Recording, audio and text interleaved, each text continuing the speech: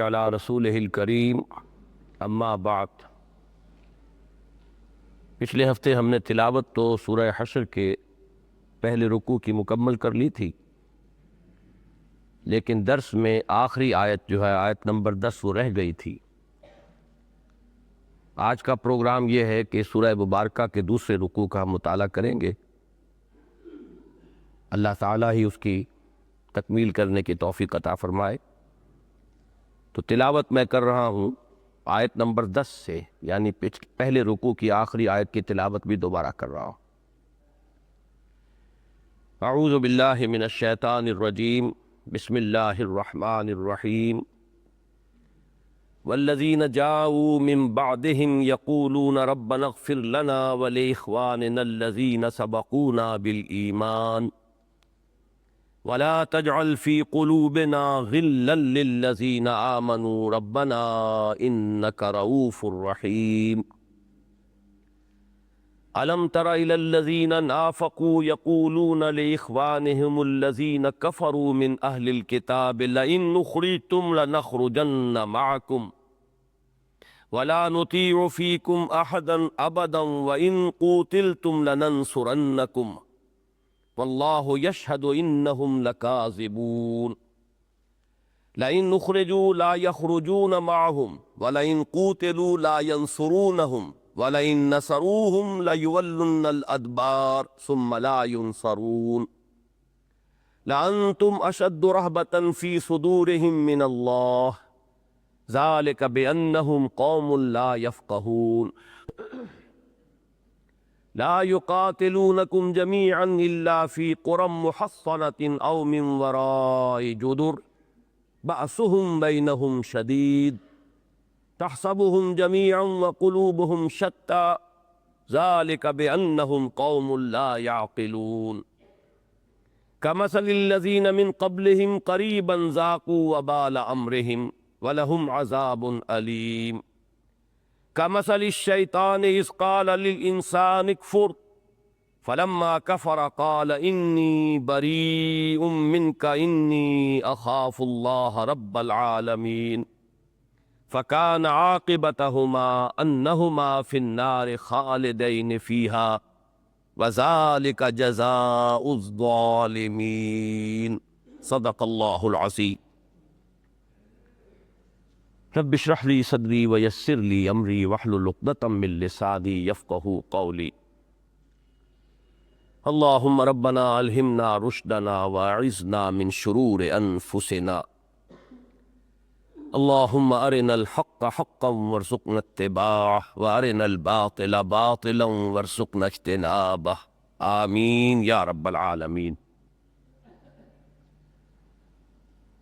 پچھلا درس اصل میں 5 آیات پر مشتمل ہونا تھا، جن میں سے ایک آیت کا بیان رہ گیا تھا۔ مزید برآں ایک اور آیت کے ضمن میں بھی میں نے عرض کیا تھا کہ اس میں ایک اشکال ہے، اور اس کے ضمن میں بعد میں عرض کروں گا، لیکن یہ کہ اس کی بھی نوبت پچھلی مرتبہ نہیں آ سکی تھی اور وقت ختم ہو گیا تھا۔ ذہن میں یہ سلسلہ مضمون تازہ کر لیں کہ سورہ حشر کا پہلا رکوع 10 آیات پر مشتمل ہے۔ ان میں سے پہلی 5 آیات، بلکہ ان میں بھی جو سب سے پہلی آیت ہے وہ تو تمہید ہے ان مسبحات کی، سبح للہ ما فی السماوات و ما فی الارض۔ اس کے بعد کی 4 آیات میں غزوہ بنی النضیر کے واقعات کا ایک بڑا اجمالی سا نقشہ سامنے آ گیا۔ پھر 5 آیات میں فے کے احکام آئے ہیں۔ میں عرض کر چکا ہوں کہ مال غنیمت میں اور مال فے میں کیا فرق ہے، تفصیلاً اس پر پچھلی مرتبہ گفتگو ہو چکی ہے۔ اموال غنیمت کا مسئلہ پہلی مرتبہ پیدا ہوا تھا غزوہ بدر کے بعد، جبکہ اللہ تعالیٰ نے فتح عطا فرمائی اور کثیر مقدار میں مال غنیمت مسلمانوں کے ہاتھ آیا، تو پہلی مرتبہ یہ مسئلہ اب اٹھ کھڑا ہوا کہ ان کا مصرف کیا ہے، ان کی تقسیم ہوگی تو کس حساب سے ہوگی۔ چنانچہ اموال غنیمت کا جو حکم ہے شریعت کا، وہ سورہ انفال میں آیا ہے۔ اور یہ جو اموال فے کا معاملہ ہے، یہ سیرت مطہرہ علی صاحب الصلاۃ والسلام میں پہلی مرتبہ غزوہ بنی نذیر کے بعد سامنے آیا، جبکہ کسی بڑی جنگ کی نوبت نہیں آئی، صرف محاصرہ ہوا، اور محاصرے کے نتیجے میں جیسا کہ ہم پڑھ چکے ہیں، اللہ تعالیٰ نے ایک ایسا رعب یہود کے دلوں میں ڈال دیا، یہود بنی نذیر کے، کہ وہ انہوں نے ہتھیار ڈال دیے اور اپنا معاملہ مسلمانوں کے سپرد کر دیا۔ تو چونکہ باضابطہ جنگ کی نوبت نہیں آئی، لیکن یہ کہ کثیر مقدار میں یہاں اموال جو ہے وہ حاصل ہوئے مسلمانوں کو، تو اب ان سے ایک دوسری کیٹیگری ہے کہ جو سامنے آئی، یہ اموال فے کہلاتے۔ اور اموال فے کے مصارف میں اموال غنیمت کے مصارف کے مقابلے میں بڑا بنیادی فرق ہے۔ مال غنیمت کے 5 حصے، جن میں سے صرف ایک حصہ یعنی 1/5 وہ اللہ اور اس کے رسول کے لیے معین کیا گیا تھا، باقی 4 حصے جنگ میں حصہ لینے والوں کے۔ ان میں بھی جیسا کہ میں نے آپ کو بتایا تھا، حضور صلی اللہ علیہ وسلم نے یہ ایک تقسیم کی کہ جو پیادہ لڑنے والے تھے ان کا حصہ اکیلا رکھا، اور جو سوار تھے ان کا حصہ دوہرا۔ اموال فے میں معاملہ اس کے برعکس یہ ہوا کہ یہ کل کا کل اللہ اور اس کے رسول کے لیے، مزید اس میں جو حصہ معین کیا گیا وہ مسلمانوں کے غرباء، محتاج، مساکین۔ تو یہ ایک بہت اہم حکم ہے جو یہاں دیا گیا۔ اور اسی آیت کے ضمن میں آپ کو یاد ہوگا کہ پچھلی جو یہ 5 آیات تھیں، پہلی آیت میں تو یوں سمجھیے کہ فے کی ڈیفینیشن آ گئی کہ فے کیا ہے۔ وما افاء اللہ علی رسولہ منہم فما اوجفتم علیہ من خیل ولا رکاب ولکن اللہ یسلط رسلہ علی من یشاء واللہ علی کل شیء قدیر۔ بغیر کسی باضابطہ جنگ کے اللہ تعالیٰ جو مال مسلمانوں کو عطا فرما دے وہ اموال فے شمار ہوں گے۔ اگلی آیت میں اب وہ فے کے میں کس کس کا حصہ ہے، تو پہلی آیت جو ہے اس کے بعد اس میں تو عمومی حکم آیا ہے، ما افاء اللہ علی رسولہ من اہل القری، اللہ تعالیٰ ان بستیوں والوں میں سے جس سے بھی جو مال بھی بطرز فے اپنے رسول کو دلوا دے، فللہ، وہ اللہ کے لیے ہیں، وللرسول، اور رسول کے لیے ہیں صلی اللہ علیہ وسلم، ولذی القربی، اور رسول کے قرابت داروں کے لیے ہیں۔ اور پھر 3 حصے جیسا کہ میں نے عرض کیا، والیتامی والمساکین وابن السبیل، یتیم، مسکین اور مسافر۔ اس کے بعد اہم ترین آیات میں سے ہے وہ ٹکڑا جو اب میں تلاوت کر رہا ہوں۔ میں نے عرض کیا تھا کہ اسلام کا جو معاشی اور اقتصادی نظام ہے اس کے ہدف کو معین کرنے والے الفاظ یہ ہے قرآن حکیم کے، کہ لا یکون دولۃ بین الاغنیاء منکم، ایسا نہیں ہونا چاہیے۔ حکمت تشریع یہ ہے، اللہ تعالیٰ جو چاہتا ہے وہ یہ ہے کہ ایسا نہیں ہونا چاہیے کہ دولت اور سرمایہ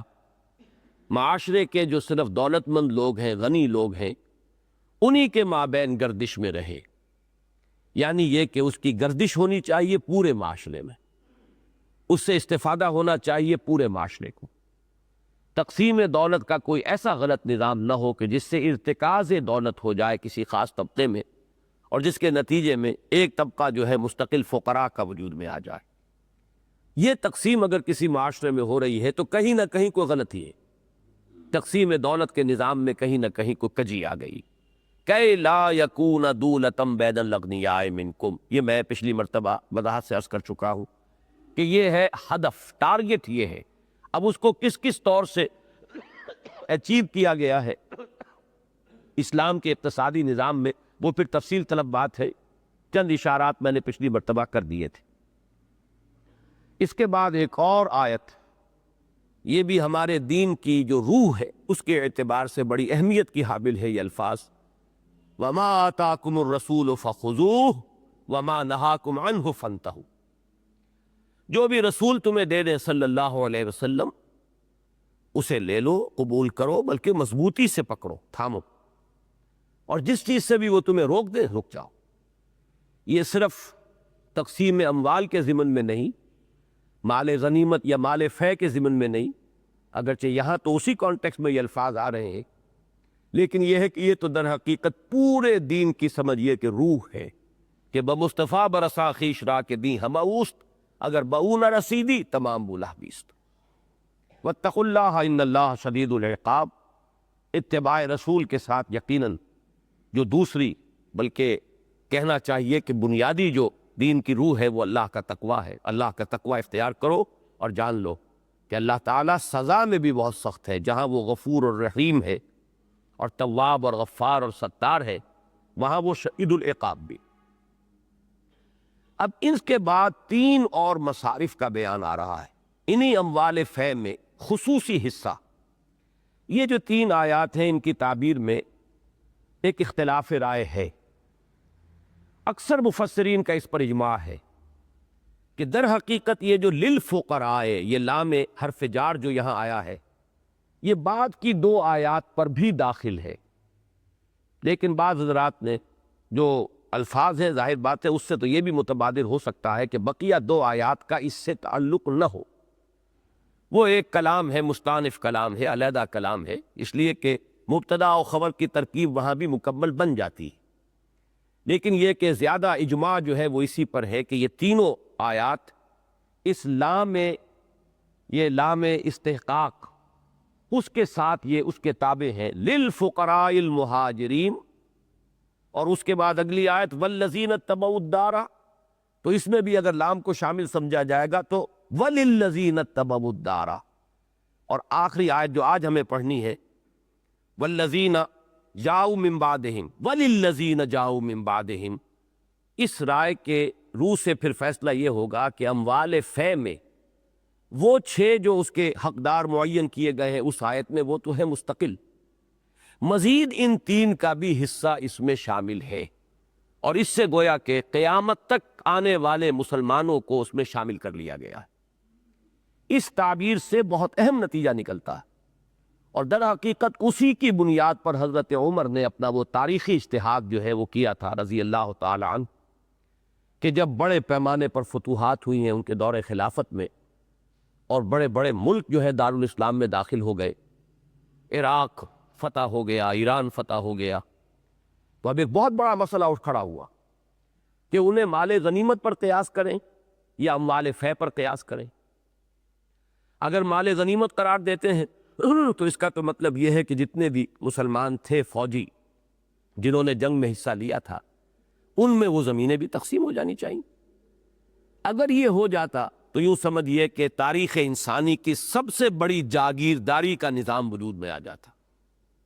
چند ہزار تھے صحابہ کرام تعداد میں وہ جنہوں نے جنگوں میں حصہ لیا تھا، اور کتنے بڑے بڑے یہ ملک تھے، یہ جس کو آپ کہتے ہیں آج بھی دی فرٹائل کریسنٹ، یہ شام اور عراق اور اس کے ساتھ ایران کا علاقہ ملحق جو ہے، یہ تو ہلال یعنی زرعی ہے اس علاقے کا، بہترین زمینیں ہیں، بہترین علاقے ہیں، بہترین اراضی ہیں۔ اب اگر ان چند ہزار نفوس کے اندر وہ تقسیم کر دی جاتی، وہ ان کی انفرادی ملکیت بن جاتی، تو بہت بڑا جاگیرداری نظام وجود میں آ جاتا۔ تو بعض حضرات نے اس پر اصرار کیا کہ اس کے مطابق تقسیم ہو جانا چاہیے۔ حضرت عمر رضی اللہ تعالیٰ عنہ کو تردد رہا،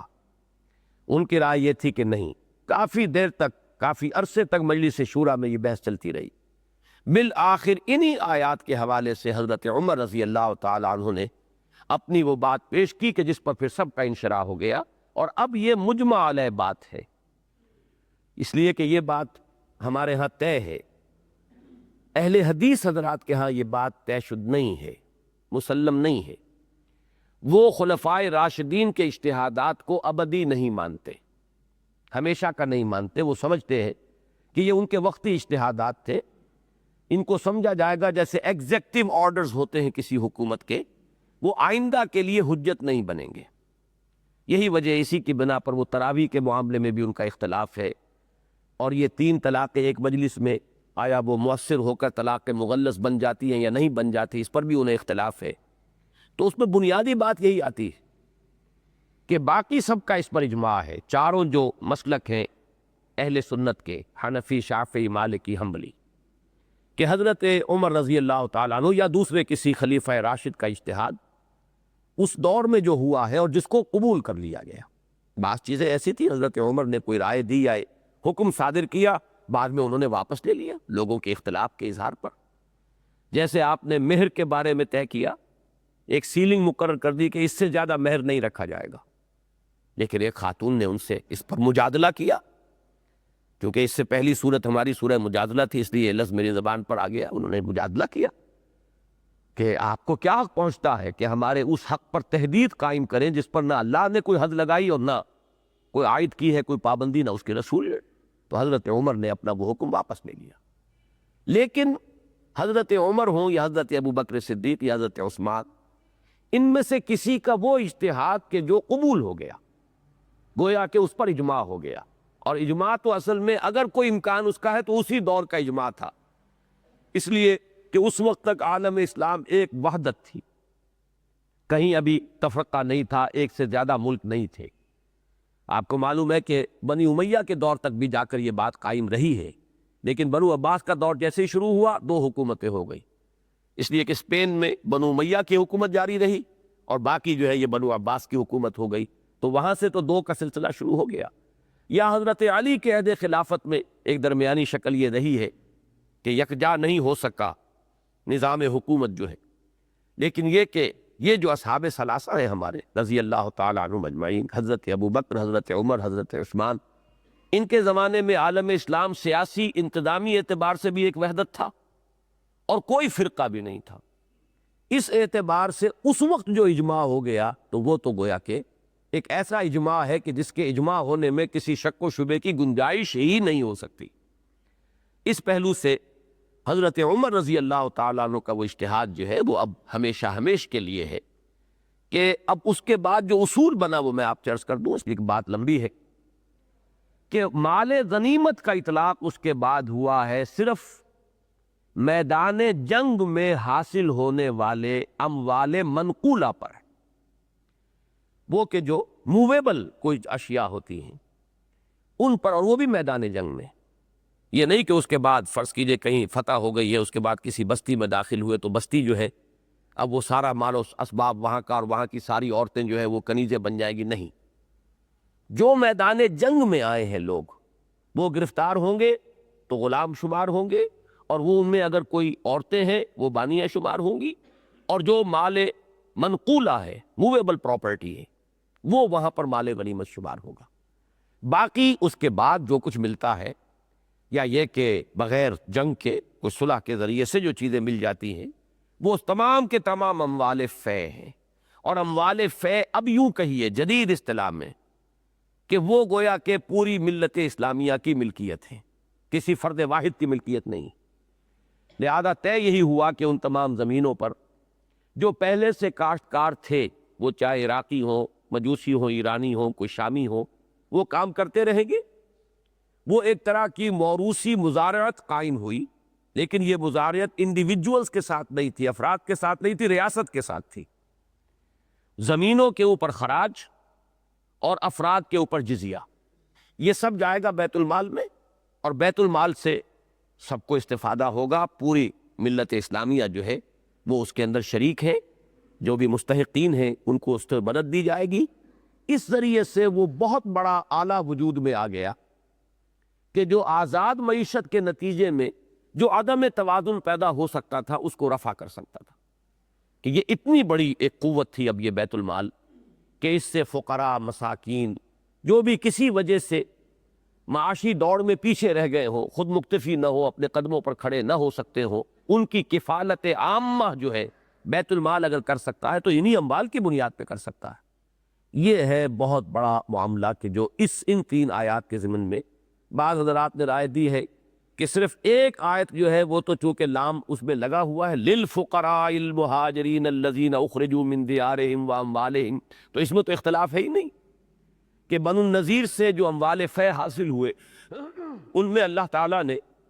ایک خاص حصہ رکھ دیا مہاجرین کا. میں پچھلی مرتبہ بتا چکا ہوں کہ یہ مہاجرین جب آئے تھے تو پہلا حل جو تھا ان کا وہ تو یہی تھا، مواخات حضور نے کرا دی، اور انصار نے کمال ایثار سے کام لیتے ہوئے اپنی زمینیں تقسیم کر دیں، باغات تقسیم کر دیے، اپنے گھر تقسیم کر دیے، یہاں تک کہ وہ واقعہ میں نے آپ کو سنایا کہ ایک انصاری نے اپنے مہاجر بھائی کو لا کر گھر میں کھڑا کر دیا کہ میری 2 بیویاں ہیں، ان میں سے جو تمہیں پسند ہو میں اسے طلاق دے دیتا ہوں تاکہ تم اسے شادی کرو، اس لیے کہ میں یہ گوارا نہیں کر سکتا کہ میرا گھر اس طرح آباد ہو کہ 2 بیویاں ہو اور میرے مہاجر بھائی کا گھر جو ہے آباد نہ ہو۔ تو یہ تو ان کا وہ کمال ایثار تھا جس کی کہ اگلی آیت میں پھر اللہ تعالیٰ کی طرف سے اس کی تعریف ہوئی ہے، تحسین ہوئی۔ ان مہاجرین کا معاملہ حضور نے یہ کیا، جیسا کہ میں نے پچھلی مرتبہ بتایا کہ انصار سے پوچھ لیا کہ اب 2 شکلیں ہیں، ایک شکل تو یہ ہے کہ تمہارے جو تم نے اموال دیے تھے اپنے مہاجر بھائیوں کو وہ تو تمہیں لوٹا دیے جائیں، اور یہ مال فے جو ہے یہ کل کا کل ان مہاجرین کو دے دیا جائے تاکہ وہ اپنی معاشی زندگی کو استوار کر سکیں۔ اور دوسری شکل یہ ہے کہ وہ جو ہے وہ آپ کے پاس برقرار رہے، وہ جو آپ نے دیا تھا ان کے پاس رہے اور اس میں آپ کو بھی حصہ دے دیا جائے۔ تو انصار کا جواب یہ تھا، یہ تاریخی بات ہے، اس کی شاید نظیر دنیا میں کہیں اور نہ مل سکے، کہ حضور نہ ہمیں اپنے وہ اموال واپس لینے ہیں جو ہم نے اپنے ان مہاجر بھائیوں کو دیے تھے، نہ ان میں سے کوئی حصہ ہمیں مطلوب ہے، یہ بھی آپ کیوں کہ جیسے چاہتے ہیں ان کو تقسیم کر دیجیے۔ تو یہی ہے در حقیقت اس روح دین کا مظہر جو ہوا کہ ما آتاکم الرسول فخذوہ وما نہاکم عنہ فانتہوا۔ اصل شے جو ہے وہ تو رسول کا فیصلہ ہے صلی اللہ علیہ وسلم، ان کی منشا ہے، وہ جس طریقے سے بھی فیصلہ کرے، جس انداز میں تقسیم کرے، بندہ مومن کا کام یہ ہے کہ اسے قبول کرے، جو دے اس کو عطا سمجھ کر قبول کرے اور بحسن قبول اس کو حاصل کرے، اور جو اللہ کے رسول جس چیز سے روک دے اس سے وہ رک جائے۔ فرمایا للفقراء المہاجرین الذین اخرجوا من دیارہم واموالہم ویبتغون فضلا من اللہ ورضوانا وینصرون اللہ ورسولہ۔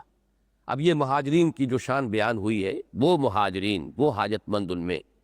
جو اپنے گھروں سے نکالے گئے، اپنے اموال سے نکال دیے گئے، جدا کر دیے گئے، چھین لیے گئے ان سے ان کے اموال، یبتغون فضلا من اللہ، وہ اللہ کے فضل کے متلاشی جویا ہے، اور اس سے مراد ہے جنت، ذالک فضل اللہ یؤتیہ من یشاء، ورضوانا، اور اللہ کی رضا کے طالب ہے، وینصرون اللہ ورسولہ، اور وہ تو سر سے کفن باندھے ہوئے ہیں اور جانیں ہتھیلی پر رکھ کر میدان میں آئے ہوئے اللہ اور اس کے رسول کی مدد کے لیے، یعنی اللہ کے دین کا بول بالا کرنے کے لیے۔ اولئک ھم الصادقون، یہ ہے راست باز، یہ ہے اصل میں صداقت شعار۔ اب وہ آیت آئی والذین تبوؤا الدار والایمان من قبلہم۔ اب یہ شکل بھی ہو سکتی ہے نحوی اعتبار سے کہ اس کو مبتدا مانا جائے والذین تبوؤا الدار والایمان من قبلہم، اور یحبون من ہاجر الیہم یہاں سے جو ہے خبر بن جائے گی، تو یہ ایک بالکل علیحدہ سا جملہ بنے گا اور کلام مستانفہ اس کو شمار کیا جائے۔ لیکن جیسا کہ میں نے عرض کیا، اکثر مفسرین کا اس پر اجماع ہے کہ وہ لام کا عمل یہاں بھی داخل ہوگا، وَلِلَّذِينَ تَبَوَّؤُا الدَّارَ وَالْإِيمَانَ مِن قَبْلِهِمْ، یعنی ان اموال فے میں سے حصہ ہے ان کے لیے بھی کہ جو پہلے سے مقیم تھے اس گھر میں، جمے ہوئے تھے، سیٹلڈ تھے، مراد ہے انصار رضی اللہ تعالیٰ عنہم اجمعین، ان کا بھی اس میں حصہ ہے۔ اس میں جو ایک اشکال ہے وہ میں بھی بعد میں عرض کروں گا، لیکن جو ان کی مدح کے لیے یہاں الفاظ آئے ہیں، جیسے مہاجرین کی مدح کی گئی، انصار کی بھی مدح کی گئی۔ یحبون من ہاجر الیہم، نمبر 1، وہ محبت کرتے ان سے کہ جو ہجرت کر کے ان کے پاس آئے، انہوں نے دل کی تنگی محسوس نہیں کی ہے کہ یہ ہماری معیشت پر بوجھ پڑ گیا ہے، چھوٹی سی بستی تھی، محدود ذرائع تھے، اب اتنے بڑے تعداد میں یہ حضرات آ رہے ہیں، تو تنگی محسوس نہیں کی، بلکہ اس کے برعکس محبت۔ یحبون من ہاجر الیہ، نمبر 1، ولا یجدون فی صدورہم حاجۃ مما اوتوا، اور جو کچھ ان مہاجرین کو دیا گیا اس پر وہ اپنے دل میں کوئی تنگی محسوس نہیں کرتے، یہ ان کی دوسری شان۔ وَيُؤْثِرُونَ عَلَىٰ أَنفُسِهِمْ وَلَوْ كَانَ بِهِمْ خَصَاصَةٌ، اور وہ تو اس سے بھی آگے بڑھ کر خود اپنی ضرورتوں پر اپنے ان مہاجر بھائیوں کی ضرورتوں کو ترجیح دینے والے، اور یہ بھی اس حال میں نہیں کہ وہ غنی ہو، چاہے خود انہیں فقر اور احتیاج لاحق ہو، تب بھی وہ ان مہاجرین کو اپنے پر مقدم رکھنے والے ہیں۔ یہاں غور کیجئے گا، 3 ہی مختلف الفاظ میں 3 اسلوب تھے کہ جن میں کہ مہاجرین کی مدح کی گئی، اور 3 ہی انداز یہاں آئے ہیں کہ جن میں ان انصار کی مدح کی گئی۔ اب اس میں جو نحوی اشکال ہے وہ یہ ہے کہ والذین تبوؤا الدار والایمان، وہ لوگ کہ جو جگہ پکڑے ہوئے تھے، سیٹلڈ تھے، مستحکم تھے گھر میں، مراد مدینہ منورہ ہے، اور ایمان میں۔ اب ایمان کے لیے یہ لفظ تبوؤ جو ہے، تبوا یا تبوؤ، یہ بوانا، بوا یبوؤ، یہ جو بھی الفاظ آتے ہیں یہ تو کسی زمین میں جمنا، اس بوانا لابراہیم مکان البیت، تو وہ زمین سے تو تعلق درست ہو گیا کہ انصار وہاں پہلے سے مقیم تھے، تقریباً 300-400 برس سے آباد تھے مدینہ منورہ میں۔ یہ میں تفصیل سے بیان کر چکا ہوں کہ یہودی یہاں پہلے آئے تھے، یہ انصار کے قبائل بعد میں آئے ہیں۔ وہ سیل ارم جو آیا ہے، جو یمن میں بہت بڑا سیلاب آیا ہے، اس وقت جو مائیگریشن ہوئی ہے، اس وقت یہ قبائل آ کر یہاں آباد ہوئے۔ یہودی قبیلے جو ہیں یہ تینوں یہ پہلے سے یہاں موجود تھے، لیکن یہ کہ یہ آ کر، اب ظاہر بات ہے جب 3 صدیاں بیت گئیں تو پوری طرح سیٹلڈ تھے، قدم ان کے جمے ہوئے تھے، مضبوطی کے ساتھ وہ زمین میں سیٹلڈ تھے، آباد تھے۔ لیکن ایمان کے لیے یہ لفظ کیسے آیا؟ ایمان کے اندر تو سیٹلمنٹ کا یہ اس طریقے سے عربی زبان کا یہ اسلوب نہیں ہے، یہ لفظ استعمال نہیں ہوتا۔ اس کی 3 تعویلیں ہیں جو امام رازی رحمہ اللہ نے کی ہیں۔ نمبر 1 تو یہ کہ یہاں ایک لفظ محذوف مانا جائے گا، والذین تبوؤا الدار واخلصوا الایمان من قبلہم، جنہوں نے اس گھر میں مدینہ منورہ میں قدم جمائے ہوئے تھے، قرار پکڑا ہوا تھا، جو سیٹلڈ تھے، اور ایمان میں بھی انہوں نے خلوص کا مقام اور مرتبہ حاصل کر لیا تھا۔ ایک تعویل تو یہ ہے، اور اس کے لیے امام رازی نے ایک شعر کوٹ کیا ہے عربی کا کہ یہ عام اسلوب ہے کہ 2 الفاظ کو جمع کر کے لے آتے ہیں، جبکہ اس سے پہلے جو بھی لفظ آ رہا ہو وہ صرف ایک لفظ کے ساتھ مناسبت رکھتا ہے، دوسرے لفظ کے ساتھ مناسبت نہیں رکھتا۔ دوسرے لفظ کے ساتھ جو مناسبت رکھنے والا لفظ ہے وہ محذوف ہو جاتا ہے۔ وَلَقَدْ رَأَيْتُكَ فِي الْوِغَاءِ مُتَقَلِّدًا سَيْفًا وَرُمْحًا، میں نے تمہیں دیکھا تھا میدان جنگ میں کہ تم نے تلوار بھی گردن میں حمائل کی ہوئی تھی اور نیزہ بھی، حالانکہ نیزہ کبھی گردن میں حمائل نہیں کیا جاتا، تلوار تو لٹکائی جاتی تھی، نیزہ تو ہمیشہ ہاتھ میں ہوتا تھا۔ لیکن یہ کہ متقلدن کا لفظ آیا ہے اصل میں تلوار کے لیے، ورمحا یہ اس کے ساتھ آ گیا ہے، لیکن یہ کہ ظاہر بات ہے کہ اس لفظ کا اطلاق رمحا پر نہیں ہوگا، سمجھا یہی جائے گا کہ میں نے تمہیں میدان جنگ میں دیکھا تھا اس حال میں کہ تلوار تم نے اپنی گردن میں حمائل کی ہوئی تھی اور ہاتھ میں نیزہ لیا ہوا تھا۔ تو اسی طرح یہاں پر ہوگا والذین تبوؤا الدار واخلصوا الایمان من قبلہم، ایک تعویل۔ دوسری تعویل بڑی پیاری ہے، میں اسی کے لیے اس تفصیل کو بیان کر رہا ہوں کہ امام راضی فرماتے ہیں کہ یہ بھی صحیح ہے کہ انہوں نے ایمان کو واقعی اپنا وطن بنا لیا تھا، جعلوا الایمان مستقرا ووطنا، اور اس کے لیے مثال لائے ہیں کہ جیسے حضرت سلمان فارسی رضی اللہ تعالیٰ عنہ جب ان سے پوچھا جاتا تھا کہ نام کیا ہے آپ کا؟ سلمان۔ اب ایک لفظ جو ہے عربی میں وہ نام پورا ہوتا ہی نہیں، پوچھتے تھے سلمان ابن، بھئی سلمان کس کے بیٹے سلمان؟ تو وہ فرمایا کرتے تھے سلمان ابن اسلام۔ تو جیسے ولدیت اسلام ہو سکتی ہے، ایسے ہی وطن بھی ایمان بن سکتا ہے۔ اور یہ بات وہ ہے جو اقبال کے اس نظم میں مشہور نظم جو ہے وطنیت، اسلام تیرا دیس ہے تو مصطفوی ہے، تمہارا تو وطن ہی اسلام ہے، ایمان ہے، دین ہے۔ تو اس معنی میں تبوؤ کا اطلاق بھی امام راضی فرماتے ہیں کہ اس لفظ، اس فعل کا اطلاق بھی ایمان پر درست ہے، غلط نہیں۔ اور تیسری تعبیر انہوں نے کی ہے کہ یہ واو تفسیری ہے، اور یہاں ایمان سے مراد ہے مدینہ منورہ جو امن کی جگہ ہے، اہل ایمان، سراپا ایمان یا امن کی جگہ، کہ جس میں کہ اب مہاجرین کے لیے وہ امن کی ایک جگہ اور مستقر بن گیا ہے۔ تو گویا کہ دار والایمان یہ دونوں کے دونوں مدینہ منورہ کے لیے، اور یہاں درمیان میں واو جو ہے واو عطف نہیں بلکہ واو تفسیری۔ اس میں ایک اور بھی اشکال ہے کہ من قبلہم، ظاہر بات ہے کہ انصار ایمان لانے میں تو مؤخر ہے مہاجرین پر، متقدم تو نہیں ہے۔ پہلے تو ایمان لائے ہیں مہاجرین، انصار تک تو ایمان کی دعوت پہنچی ہے کم و بیش 10 برس بعد، سن 10 نبوی کے بعد 11 نبوی میں، یعنی وحی کے آغاز کے 11ویں سال جا کر 6 انصاری جو تھے مدینے کے 6 اشخاص وہ ایمان لائے ہیں حضور پر، اور وہ ایک عقبہ، ایک گھاٹی ہے منا کی، حج کے موسم میں وہاں ملاقات ہوئی، وہ ایمان لے آئے۔ اگلے سال پھر وہ 12 تھے، اس سے اگلے سال جب آئے ہیں تو وہ 72 تھے، 72 مرد 3 عورتیں، اور پھر وہ بیعت عقبہ ثانیہ ہوئی، اور اس کے بعد حضور صلی اللہ علیہ وسلم اور مسلمانوں کے لیے ہجرت کا دروازہ کھل گیا مدینے کی طرف۔ تو ظاہر بات ہے کہ جو لوگ حضرت ابوبکر صدیق تو ایمان میں 10 برس تو متقدم ہو گئے نا،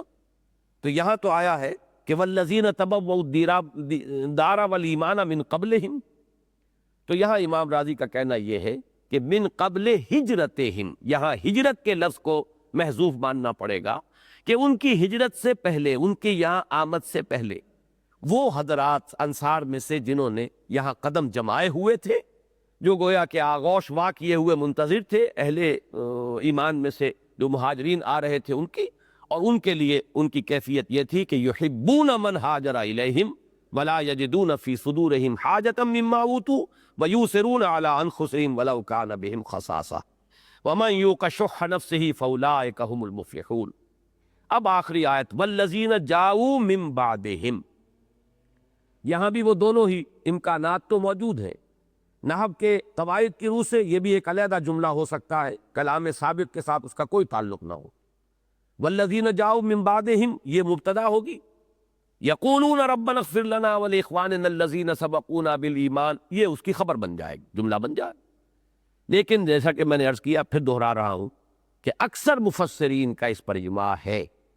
اور اس کی اس لیے اہمیت بہت زیادہ ہے کہ اسی آیت کا حوالہ دیا تھا حضرت عمر فاروق نے اپنے اس اہم ترین اجتہاد پر، جس پر رد و قضا ہوتی رہی، اختلاف رائے رہا، لیکن پھر جب سب حضرات کا دل کھلا ہے اور انشراح سب کو ہوا، صحابہ کو جو بھی اصحاب شورا تھے، وہ اسی آیت کے حوالے سے ہوا، اور اس کی روح سے یہ لازم آتا ہے کہ اسی لام حرف جار جو ہے، لام استحقاق، اس کے ساتھ اس کو بھی اس کے تابع مانا جائے، وَلِلَّذِينَ جَاءُوا مِن بَعْدِهِمْ۔ اب باقی جو ہے یہ ان کی شان ہے، ان کی حالت ہے، ان کی کیفیت ہے، ان کی نعت ہو رہی ہے، یعنی ترجمہ یہ کیا جائے گا اور مال فے ان کے لیے بھی ہے جو ان کے بعد آئے۔ اب یہ تا قیام قیامت جو بھی مسلمان آئیں گے وہ گویا کہ سب کے سب اس آیت کی ذیل میں آ گئے، ان سب کا حصہ اس میں شامل ہے۔ تو یہ گویا کہ میں عرض کر رہا ہوں ایک لفظ ذرا ڈرتے ڈرتے، کہیں اس پر اعتراض آپ نہ کریں، یہ اجتماعی ملکیت کا سب سے پہلا فیصلہ ہے جو دنیا میں ہوا ہے، اور اس اہتمام کے ساتھ ہوا ہے، اس شد و مت کے ساتھ ہوا ہے کہ یہ زمینیں تمام جتنے مفتوحہ علاقے ہیں مسلمانوں کے جو بزور شمشیر فتح ہوئے ہیں، وہ کسی فرد کی ملکیت نہیں ہے، بلکہ وہ مسلمانوں کی اجتماعی ملکیت ہے۔ اور یہ اتنا بڑا فیصلہ ہے، میں نے شاید پہلے عرض کیا ہے، آپ حضرات کے علم میں ہوگا کہ یہ جو خلافت عثمانیہ ہے، اس کا اختتام ہوا 1924 میں۔ اس وقت تک یہ تمام علاقے شام اور عراق وغیرہ آپ کو معلوم ہے کہ خلافت عثمانیہ کے تحت تھے، سارا شمالی افریقہ، یہ آپ مصر اور لیبیا اور چلتے چلے جائیے موروکو، یہ سارا شمالی افریقہ، اور جس کو آج آپ مڈل ایسٹ کہتے ہیں، یہاں تک کہ حجاز نیچے تک، یہ سب کا سب جو ہے یہ خلافت عثمانیہ کے تحت تھے۔ اور اس وقت تک بھی بندوبست اراضی یہی تھا کہ تمام اراضی ملکیت تھی بیت المال کی، اور جو بھی وہاں کام کرتے تھے وہ ریاست کے مزارع تھے، ان میں سے کسی کا کوئی تصور جو ہے ملکیت کا موجود نہیں تھا۔ حضرت عمر رضی اللہ تعالیٰ عنہ نے تو بعض حضرات کی سرزنش بھی کی اور ان سے وہ چیزیں واپس لے لی۔ کچھ لوگوں نے مثلاً ایران میں یا کسی اور جگہ کچھ زمینیں خرید لی مسلمانوں نے، تو حضرت عمر نے فرمایا تمہارے پاس کیسے آ گئی زمین لی؟ کہ میں نے خرید لی ہے فلاں سے، کہ ان کی ہے ہی نہیں، وہ کیسے بیچ سکتے ہیں؟ وہ تو وہاں پر موروثی مزارع کی حیثیت سے ہیں۔ اب جو بھی وہاں پر ایرانی تھے یا جو بھی تھے، چاہے وہ اسلام لے آئے چاہے اسلام نہیں لائے، اس میں کوئی فرق نہیں، جبکہ وہ فتح ہوا ہے ملک بزور شمشیر۔ اگر تو خود ایمان لے آئے، جیسے مدینہ منورہ کے لوگ تھے، مدینہ کو حضور نے فتح نہیں کیا، مدینہ تو خود حضور کو لے کر آیا ہے، چل کر استقبال کیا ہے اس نے، وہاں انفرادی ملکیت قائم رہی۔ لیکن جو علاقہ بھی بزور شمشیر فتح ہوا ہے، اس کی زمینیں ہمیشہ ہمیش کے لیے تا قیام قیامت یہ خراجی زمینیں ہیں، یہ اشری زمینیں نہیں ہیں۔ اشری زمین وہ ہوتی ہے جو کسی کی ملکیت ہو، یہ ملکیت ہے ہی نہیں، یہ تو بیت المال کی ملکیت ہے۔ کام کرنے والے اس پر گویا کہ مضارع آپ کہنا چاہیں انہیں تو مضارع کہیں، عامل کہنا چاہیں عامل کہیں، وہ ریاست کی طرف سے وہاں کام کر رہے ہیں، ان پر خراج لگے گا، وہ بیت المال میں جائے گا، اور وہ جو بیت المال میں جمع ہوگا وہ پوری ملت اسلامیہ کی بہبود کے لیے استعمال ہوگا، اور یہ ہے وہ سب سے بڑا انسٹرومنٹ جس سے کہ وہ ہدف جو ہے وہ اچیو ہوتا ہے کہ لا یکون دولۃ بین الاغنیاء منکم۔ یہ بہت بڑا انقلابی معاملہ ہے جو ہمارے ذہنوں سے بالکل اوجھل ہو چکا ہے۔ جب سے یہ ملوکیت اور جاگیرداری کے نظام آئے ہیں، بہت سے حصے شریعت کے جو ہیں وہ اس طرح بند کر کے رکھ دیے گئے ہیں کہ ان کی طرف رجوع نہیں ہے، توجہ نہیں ہے، اس پر غور بھی نہیں ہوتا، انہیں بیان بھی نہیں کیا جاتا۔ تو یہ مسئلہ میں نے اس لیے زیادہ تفصیل کے ساتھ آج بیان کیا کہ اس آیت کے بارے میں یہ سمجھ لیجئے کہ یہاں بھی اسی لام حرف جار جو ہے لام اس کا اطلاق ہو رہا ہے، اور یہ ان کے لیے بھی ہیں کہ جو آئے بعد میں، اب ان کی بھی مدح ہو رہی ہے، ان کی شان کیا تھی۔ ایک تو دنیا میں ایسا بھی ہوتا ہے کہ بعد میں آنے والے پہلوں پر لعنتیں کرتے ہیں، چنانچہ جہنمیوں کے بارے میں قرآن مجید میں یہ ذہن میں نہیں ہے کس مقام پر یہ ذکر ہے، لیکن یہ کہ بہت ہی وضاحت کے ساتھ ہے کہ جب بھی کوئی ایک نئی نسل یا نیا گروہ جہنم میں داخل ہوگا، نئی جماعت، لعنت اختہا، کلما دخلت امت لعنت اختہا، تو وہ لعنت کریں گے پہلوں پر، یا پہلے دوسروں پر لعنت کریں گے۔ تو یہ ایک تو ملعنہ ہے، باہمی ملعنہ، ایک دوسرے پر لعنت کرنا۔ اسلامی روایت یہ ہے کہ اسلاف کے بارے میں جو کیفیت ہونی چاہیے وہ ہے جو اس آیہ مبارکہ میں آ رہی، والذین جاؤوا من بعدہم یقولون ربنا اغفر لنا ولاخواننا الذین سبقونا بالایمان، وہ کہتے ہیں کہ اے رب ہمارے بخش دے ہمیں بھی اور ہمارے ان بھائیوں کو بھی جنہوں نے ہم پر سبقت کی ایمان میں، جو ہم سے آگے آئے، ایمان کو پہلے قبول کیا، جو ہم سے آگے گزر گئے۔ یہ اسلاف کے بارے میں ایک عمومی تلقین دی جا رہی ہے بطرز خبر کہ یہ ان کا قول ہے، اور اس میں تشویق اور ترغیب کا پہلو ہے۔ بسا اوقات خبر کے ذریعے سے جو امر ہوتا ہے وہ زیادہ ایک موقد ہو جاتا ہے، بات کو حکم دینے کی بجائے ایک کیفیت ایسی بیان کی جائے جیسے کہ جملہ خبریہ ہے، کسی حال کا بیان ہو رہا ہے، لیکن اس میں جو تحسین کا پہلو ہے، اس کی جو تائید اور توثیق ہے، اس میں در حقیقت ایک ہدایت مضمر ہوتی ہے آنے والوں کے لیے کہ تمہاری یہ کیفیت ہونی چاہیے کہ اسلاف کے بارے میں، خاص طور پر صحابہ کرام کا معاملہ بہت بڑی محرومی اور بہت بڑی بد نصیبی ہے کسی مسلمان کی کہ صحابہ کرام کے بارے میں اس کے دل میں کوئی کدورت ہو، کسی طرح کی بھی کوئی نفرت کا معاملہ، کوئی بودھ ان کے دلوں میں ہو۔ یہ بات جو ہے یہ بہت بڑی بد نصیبی اور بہت بڑی محرومی، بلکہ یہ کہ ربنا اغفر لنا ولاخواننا الذین سبقونا بالایمان ولا تجعل فی قلوبنا غلا للذین آمنوا، اور پروردگار ہمارے دلوں میں اہل ایمان میں سے کسی کے لیے کوئی کدورت، کوئی میل پیدا نہ کر دیجو۔ یہ غل کا لفظ سورہ ہجر میں بھی آیا ہے، وہاں بڑی پیاری کیفیت کا ذکر ہے، اور خاص طور پہ اس لیے ذکر کر رہا ہوں کہ حضرت علی کا اس آیت کے بارے میں ایک بڑا پیارا قول ہے۔ وہاں یہ نقشہ کھینچا گیا جب اہل جنت میں داخل ہوں گے، وَنَزَعْنَا مَا فِي قُلُوبِهِمْ یا صُدُورِهِمْ مَا فِي صُدُورِهِمْ مِنْ غِلٍّ إِخْوَانًا عَلَى سُرُرٍ مُتَقَابِلِينَ، ان جنتیوں کے دلوں میں ایک دوسرے سے اگر کچھ کدورت یا میل ہوگی تو وہ ہم نکال لیں گے اور دل صاف کر دیں گے۔ اب وہ جنت میں جب بیٹھے ہوں گے تو بالکل آمنے سامنے، رو در رو۔ ایک تو ہوتا ہے نا جب آپ کے دل میں کسی کی طرف سے میل ہو تو آپ چہرہ دوسری طرف کر لیتے ہیں، پیٹھ موڑ لیتے ہیں اس شخص کی طرف سے، you don't want to face him, آپ اس سے آنکھیں چار نہیں کرنا چاہتے، اور دل صاف ہو تو پھر آمنے سامنے بیٹھتے ہیں۔ تو فرمایا کہ وہ پھر وہاں بیٹھے ہوں گے اخواناً علی سرر متقابلین، آمنے سامنے بیٹھے ہوں گے وہ تختوں کے اوپر جو ان کے لیے وہاں فراہم کیے جائیں گے، اور ان پر وہ بھائیوں کی طرح ہوں گے۔ دل میں اگر کوئی تھوڑا بہت کسی کے لیے کوئی میل ہوگا بھی تو نکل چکا ہو۔ یہ میل کنٹمپریریز جو ہوتے ہیں، ہم عصر لوگوں کے دلوں میں پیدا ہو جانا بالکل طبیعی ہے۔ اب ان کا تو معاملہ یہ ہے کہ کوئی نہ کوئی مسئلہ ہو جاتا ہے، کوئی رنجش ہو جاتی ہے۔ ایسے ایسے واقعات بھی آتے ہیں کہ حضرت عثمان رضی اللہ تعالیٰ عنہ بیٹھے ہوئے تھے، پتہ نہیں کسی خیال میں گم تھے، حضرت عمر گزرے، سلام کیا، انہوں نے سنا ہی نہیں، جواب نہیں دیا، سنا ہی نہیں تو جواب کیا دیں گے۔ اب ان کے دل میں ایک میل سا آ گیا، جا کے حضرت ابو بکر سے شکایت کی کہ عثمان کو میں نے سلام کیا، اس نے جواب نہیں دیا۔ وہ لے کر آ گئے، پوچھا کہ مجھے پتہ ہی نہیں چلا۔ اب اس قسم کے واقعات ہو سکتے ہیں، انسان ہے بربنائے طبع بشری، جو بھی لیمیٹیشنز ہیں، جو بھی تحدیدیں ہیں انسان کے ساتھ، ان کی بنا پر ہو جاتا ہے۔ اسی طرح وہ واقعہ آتا ہے کہ حضرت حفصہ بیوہ ہو گئی۔ اب حضرت عمر رضی اللہ تعالیٰ عنہ انہیں تشویش ہے، میری بیٹی بیوہ ہو گئی ہے۔ انہوں نے حضرت ابو بکر کو پیشکش کی کہ آپ نکاح کر لیں، وہ خاموش، جواب نہیں دے رہے کوئی۔ حضرت عثمان کو پیشکش کی کہ آپ نکاح کر لیں، وہ بھی خاموش۔ اب ان کے دل میں میل آیا کہ یہ کیا معاملہ ہے، میں نے اپنے ان دو بھائیوں کو پیشکش کی ہے اور یہ جواب بھی نہیں دے رہے مجھے کوئی۔ بعد میں عقدہ کھلا کہ ان دونوں کے علم میں تھا کہ حضور کا اپنا ارادہ ہے حضرت حفصہ سے نکاح کا۔ اب نہ تو وہ قبول کر سکتے تھے پیشکش حضرت عمر کی، نہ وہ راز تھا ابھی حضور کا جو ان کے پاس تھا، نہ راز ڈسکلوز کر سکتے تھے۔ تو وہ گومگو کے عالم میں ہے، نہ ہاں کر سکیں نہ کر سکیں، نہ کریں تو کچھ بتائیں کہ کیا سبب ہے۔ وہ سبب جو ہے حضور کا راز بنتا ہے، تو دل میں ایک میل آ گئے۔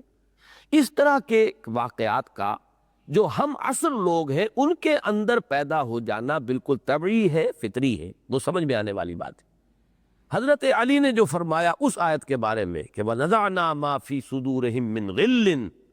إِخْوَانًا عَلَىٰ سُرُرٍ مُتَقَابِلِينَ، فرمایا یہ آیت میرے اور معاویہ کے لیے اتری ہے کہ ہمارے دلوں میں جو کچھ ایک دوسرے سے کچھ نہ کچھ تو آخر غبار آیا، جنگیں ہوئی ہے، باضابطہ جو ہے مقابلے ہوئے ہیں، تو اللہ تعالیٰ ہم دونوں کے بھی دلوں کو بالکل صاف کر دے گا جنت میں داخلے کے وقت۔ تو یہ وہ لفظ غل ہے جو وہاں بھی آیا ہے، اور ایک حدیث بڑی پیاری ہے، یہ غالباً حضرت عبداللہ ابن عمر کا معاملہ ہے یا عبداللہ ابن عباس رضی اللہ تعالیٰ عنہما، ان دو میں سے کسی کا ہے، کہ حضور نے فرمایا ان سے کہ ان کنت تقدر علی ان تصبح وتمسی ولا یکون فی قلبک غل لاحد فافعل، کہ اگر تمہارے لیے ممکن ہو کہ تم صبح شام ایسے کرو کہ کسی کے لیے دل میں کوئی کدورت اور میل نہ ہو، اگر کر سکو تو کرو، یہ کرنے کا کام ہے۔ اب اس کا کیا عملی طریقہ ہوگا کہ آدمی روزانہ رات کو اپنے دل کا جائزہ لے لیا کرے کہ اپنے کسی بھائی کی طرف سے کوئی میل، کوئی اس کی طرف سے کوئی کپٹ دل میں، کوئی اس طرح کی رنجش ہے، تو اس کو شعوری طور پر معاف کر کے اپنے دل کو صاف کر کے سوئے۔ اور یہاں بھی جو الفاظ ہے کہ اگر تمہارے لیے ممکن، ان کنت تقدر، آسان کام نہیں ہے یہ، لیکن اگر کر سکتے ہو تو ضرور کرو، ہے کرنے پہ کام، فافعل، ضرور کرو۔ تو یہ معاملہ تو کنٹمپریریز کا ہے، تو جہاں تک اسلاف کا معاملہ ہے معاذ اللہ، اس میں تو جیسا کہ میں نے عرض کیا بڑی محرومی اور بڑی ہی بد نصیبی اور بد قسمتی ہے۔ اگر ان کے معاملے میں ہماری زبانیں جو ہے بے لگام ہو جائیں، اور ہم جس طریقے سے جیسے سورہ حجرات میں الفاظ آئے ہیں وَلَا تَجْهَرُوا لَهُ بِالْقَوْلِ كَجَهْرِ بَعْضِكُمْ لِبَعْضٍ أَن تَحْبَطَ أَعْمَالُكُمْ وَأَنْتُمْ لَا تَشْعُرُونَ، تو وہ شدت تو نہیں، لیکن بہرحال اسی کا عکس سمجھیے کہ صحابہ کرام کے بارے میں بھی اگر ہم جیسے کسی اور کے بارے میں بات کر دیتے ہیں، یہ انداز اگر اختیار کریں گے تو واقعتاً میں سمجھتا ہوں کہ اسی آیہ مبارکہ کا ایک عکس یہاں بھی اس کا اطلاق ہوگا، ان تحبط اعمالکم وانتم لا تشعرون، کہ تمہارے تمام اعمال حبط ہو جائیں، اکارت ہو جائیں، تم اس کا شعور تک نہ ہو۔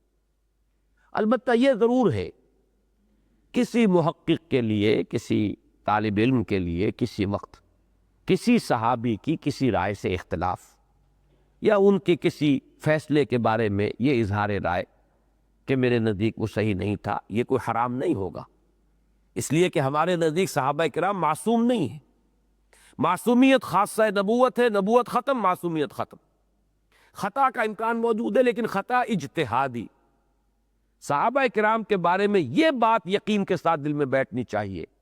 کہ وہاں خطا اجتہادی ہو سکتی ہے، کسی بدنیتی کی وجہ سے نہیں ہو سکتی،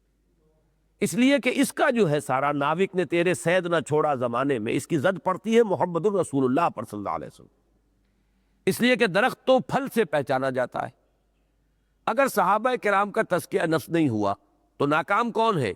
وہ تو مزکی ناکام ہوئے تھے، معاذ اللہ ثم معاذ اللہ۔ ایک کلاس ہے وہ فیل ہو گئی پوری کی پوری، تو مورد الزام کون ہوگا؟ استاد ہوگا۔ اس لیے کہ کوئی ایک دو فیل ہو جائے تو ٹھیک ہے، لیکن یہ کہ پوری کی پوری کلاس صاف ہو جائے تو سارا الزام کس پر آئے گا؟ استاد پر آئے گا۔ تو اصل میں جو یہ معاملہ ہے، اسی لیے وہ آتا ہے کہ جو من احبہم فبحبی احبہ، ومن ابغضہ فببغضی ابغضہ، کہ میرے صحابہ کا معاملہ، یا لا فی اصحابی لا تتخذوہم غرضا من بعدی، اور اس میں الفاظ صاف ہے، بڑی صحیح ہے، منطق صحیح ہے، بالکل صغرا کبرا درست ہے۔ جو بھی ان سے محبت کرتا ہے وہ میری محبت کی وجہ سے محبت کرتا ہے۔ کوئی سعادت مند نوجوان ہے، وہ اپنے والد کے کسی دوست کا احترام کرتا ہے، کیوں کرتا ہے؟ یہ میرے والد کے دوست تھے، ان کا ملنا جلنا تھا، ان کا اٹھنا بیٹھنا تھا، ان سے مراسم تھے ان کے، اس لیے کرتا ہے اپنے والد کے احترام کے حوالے سے ان کے دوست کی۔ اب یہ معاملہ حضور کے صحابہ، لا تسبوا اصحابی، میرے اصحاب کو گالیاں نہ دو، انہیں برا بھلا مت کہو، اللہ فی اصحابی، اللہ سے ڈرو، اللہ کا تقوی اختیار کرو میرے اصحاب کے بارے میں۔ من احبہم فبحبی احبہم ومن ابغضہم فببغضی ابغضہم، جو کوئی ان سے محبت کرے گا یا کرتا ہے وہ میری محبت کے نتیجے میں کرتا ہے یا کرے گا، اور جو کوئی ان سے بغض رکھتا ہے یا رکھے گا وہ بھی میری محبت، میرے بغض کی وجہ سے، اصل بغض مجھ سے ہوگا، جو مجھ پر نکال نہیں پائے گا اپنا وہ خبث سے باطن کے جو جذبات ہیں اصل، تو وہ نکالے گا میرے اصحاب پر۔ تو یہ خاص طور پر اس آیہ مبارکہ کو صحابہ کی عظمت و تعظیم اور ان سے محبت، اور اگر کہیں اختلاف ہو تو پھر یہ انسان کا انداز بتاتا ہے کہ ادب کے ساتھ تمام آداب کو ملحوظ رکھتے ہوئے اختلاف رائے ہو سکتا ہے،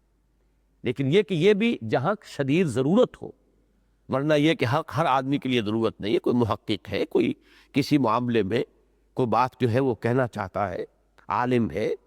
اس کو بھی پھر انداز جو ہے اس میں ادب کا دامن جو ہے وہ ہاتھ سے چھوٹنے نہ پائے۔ تو والذین جاؤوا من بعدہم یقولون ربنا اغفر لنا ولاخواننا الذین سبقونا بالایمان ولا تجعل فی قلوبنا غلا للذین آمنوا ربنا انک رؤوف رحیم، پروردگار ہمارے دلوں میں اہل ایمان میں سے کسی کے لیے کوئی کدورت، کوئی رنجش، کوئی دل میں میل جو ہے وہ پیدا نہ ہونے دے، اور پروردگار تو ہی ہے رؤوف اور رحیم۔ رؤوف اور رحیم کے الفاظ پر سورہ حدید کے درس میں بڑی تفصیل سے گفتگو ہو چکی ہے، شروع میں بھی آیا ہے رؤوف الرحیم کا لفظ، هو الذی ينزل على عبده آیات بینات لیخرجکم من الظلمات الی النور وان اللہ بکم لرؤوف الرحیم، اور پھر رافتا ورحمہ، یہ متبعین حضرت مسیح علیہ السلام کے بارے میں، وجعلنا فی قلوب الذین اتبعوہ رافتا ورحمہ۔ تو میں یہاں پہ اب اس کی مزید شرح نہیں کروں گا۔ رافت دل کی نرمی، رحمت کسی کی خیر خواہی کا جو جذبہ ابھرتا ہے دل کی نرمی سے، یہ نسبت ہے، ان دونوں میں تعلق ہے کہ کسی کے دکھ کو، درد کو آپ محسوس کریں گے تو پھر آپ کے اندر ایک جذبہ ابھرے گا، اس کا کئی مداوع کرنے کی کوشش، اس کو کہیں کوئی مدد پہنچانے کی کوشش، تو ان دونوں کو جب جوڑیں گے تو یہ نسبت اس میں بنے گی کہ رافت ہے، مہربانی کا ترجمہ اس کے لیے کر دیا جاتا ہے، شفقت فرمانے والا اور مہربان ہے، تو ان دونوں میں یہ نسبت ہے، اور اسی لیے یہ ایک جوڑے کی طرح یہ دو الفاظ یا صفات کی شکل میں آئیں گے، اور یا یہ کہ وہ الف لام داخل ہو جائے گا تو اللہ کے اسماء حسنہ میں ان کا شمار ہوگا۔ یہاں یہ پہلا رکوع ختم ہوا، دوسرا رکوع جو ہے 7 آیات پر مشتمل ہے، اور مجھے توقع ہے آج ہم اس کو پڑھ لیں گے انشاءاللہ۔ اس کی وجہ یہ ہے کہ منافقین کا جو کردار تھا اس کے بارے میں تفصیل سے گفتگو سورہ مجادلہ میں ہو چکی ہے، میں 2-3 جملے اس کے بارے میں اس وقت صرف دہراؤں گا کہ نفاق کا جہاں بھی ذکر آتا ہے قرآن مجید میں، ایک بہت بڑا حجاب جو ہم پر طاری ہو جاتا ہے ان آیات کے سمجھنے میں، وہ یہ ہے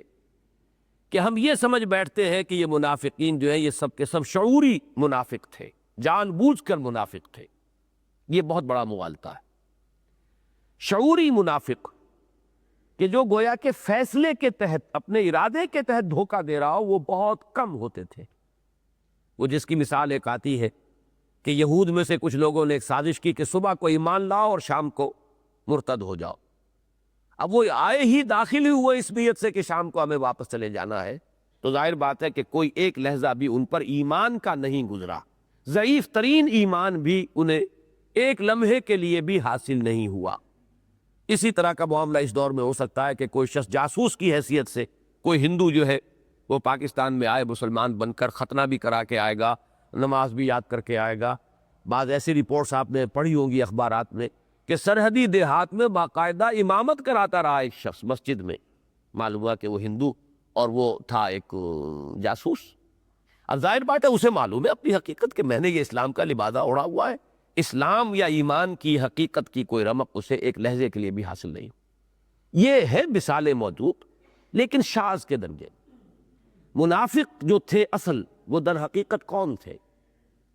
یا تو یہ کہ لائے ایمان نیک نیتی سے، لیکن اب جو اس کے تقاضے سامنے آئے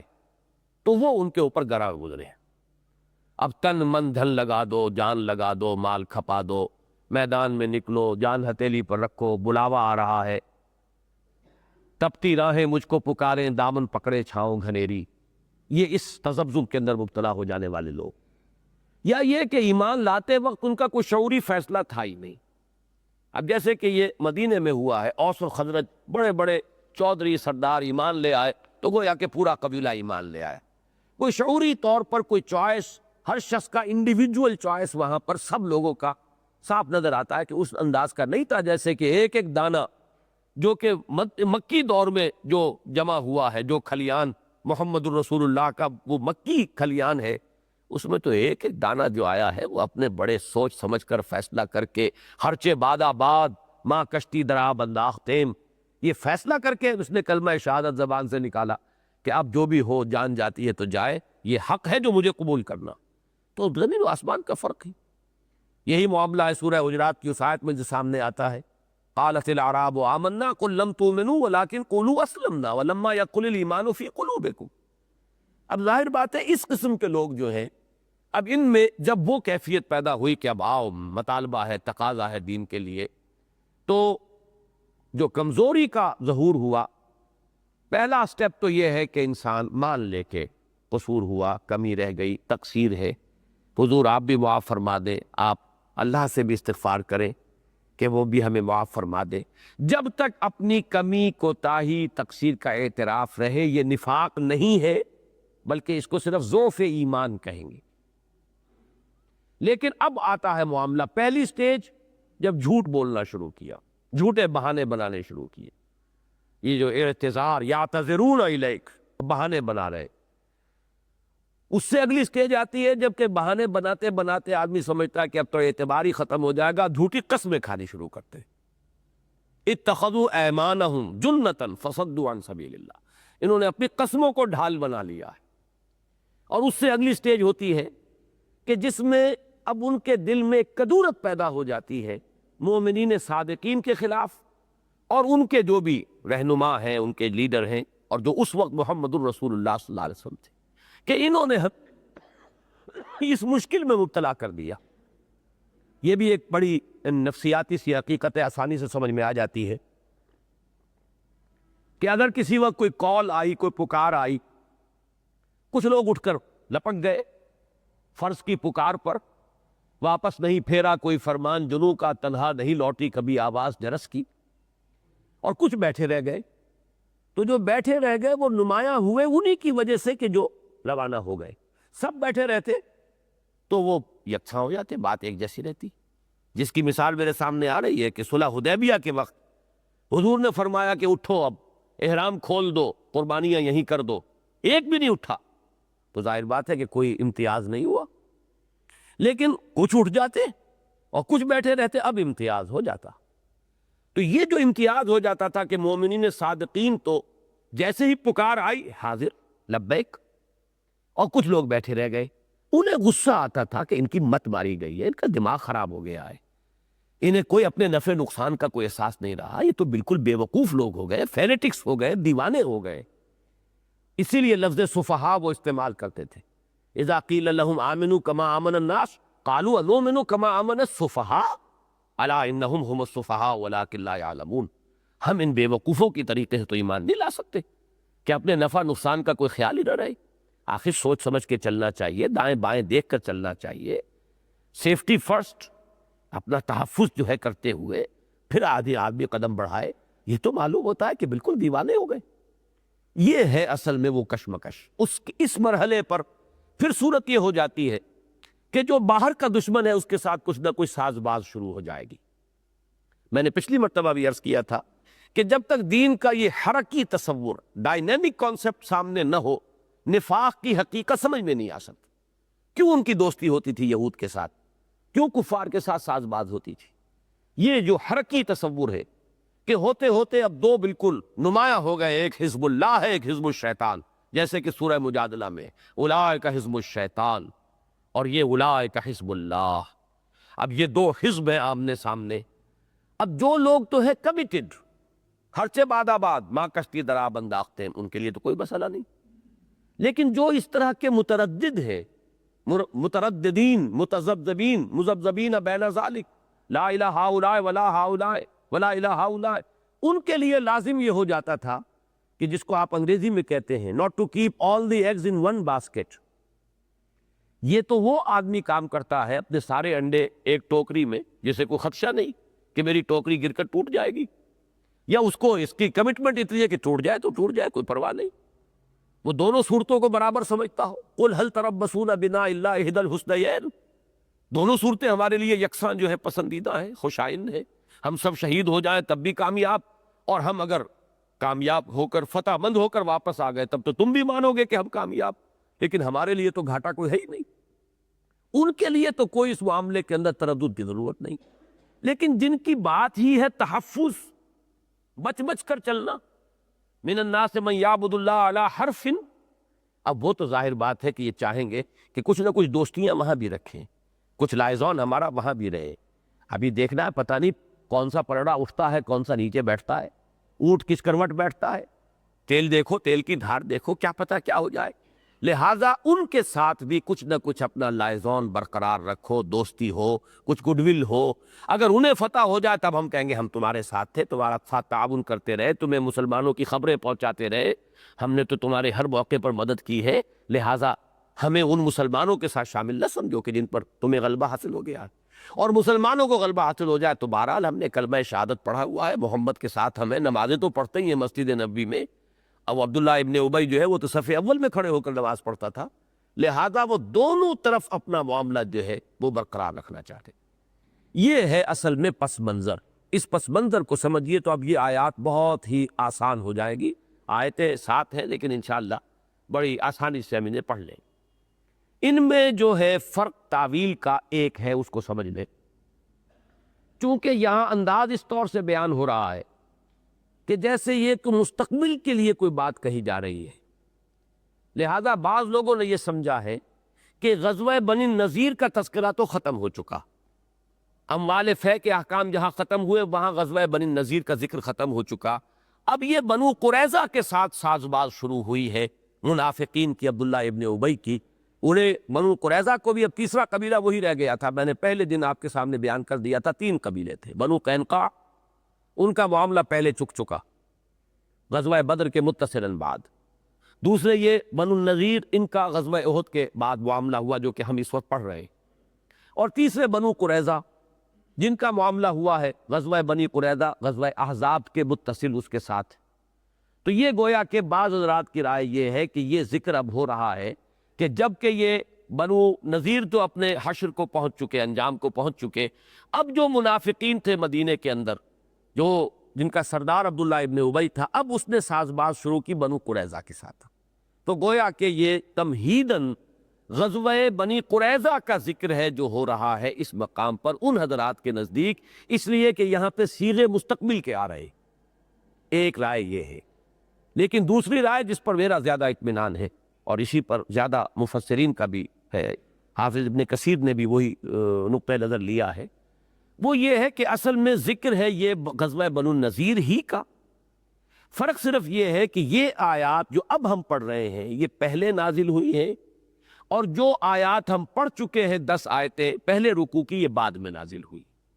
لیکن یہ ترتیب قرآن مجید میں آپ کو دوسری جگہ بھی ملے گی۔ چنانچہ سورہ توبہ میں بھی ایسا ہے کہ 6 آیتیں شروع کی جو ہیں براۃ من اللہ ورسولہ، یہاں سے لے کر 6 آیتیں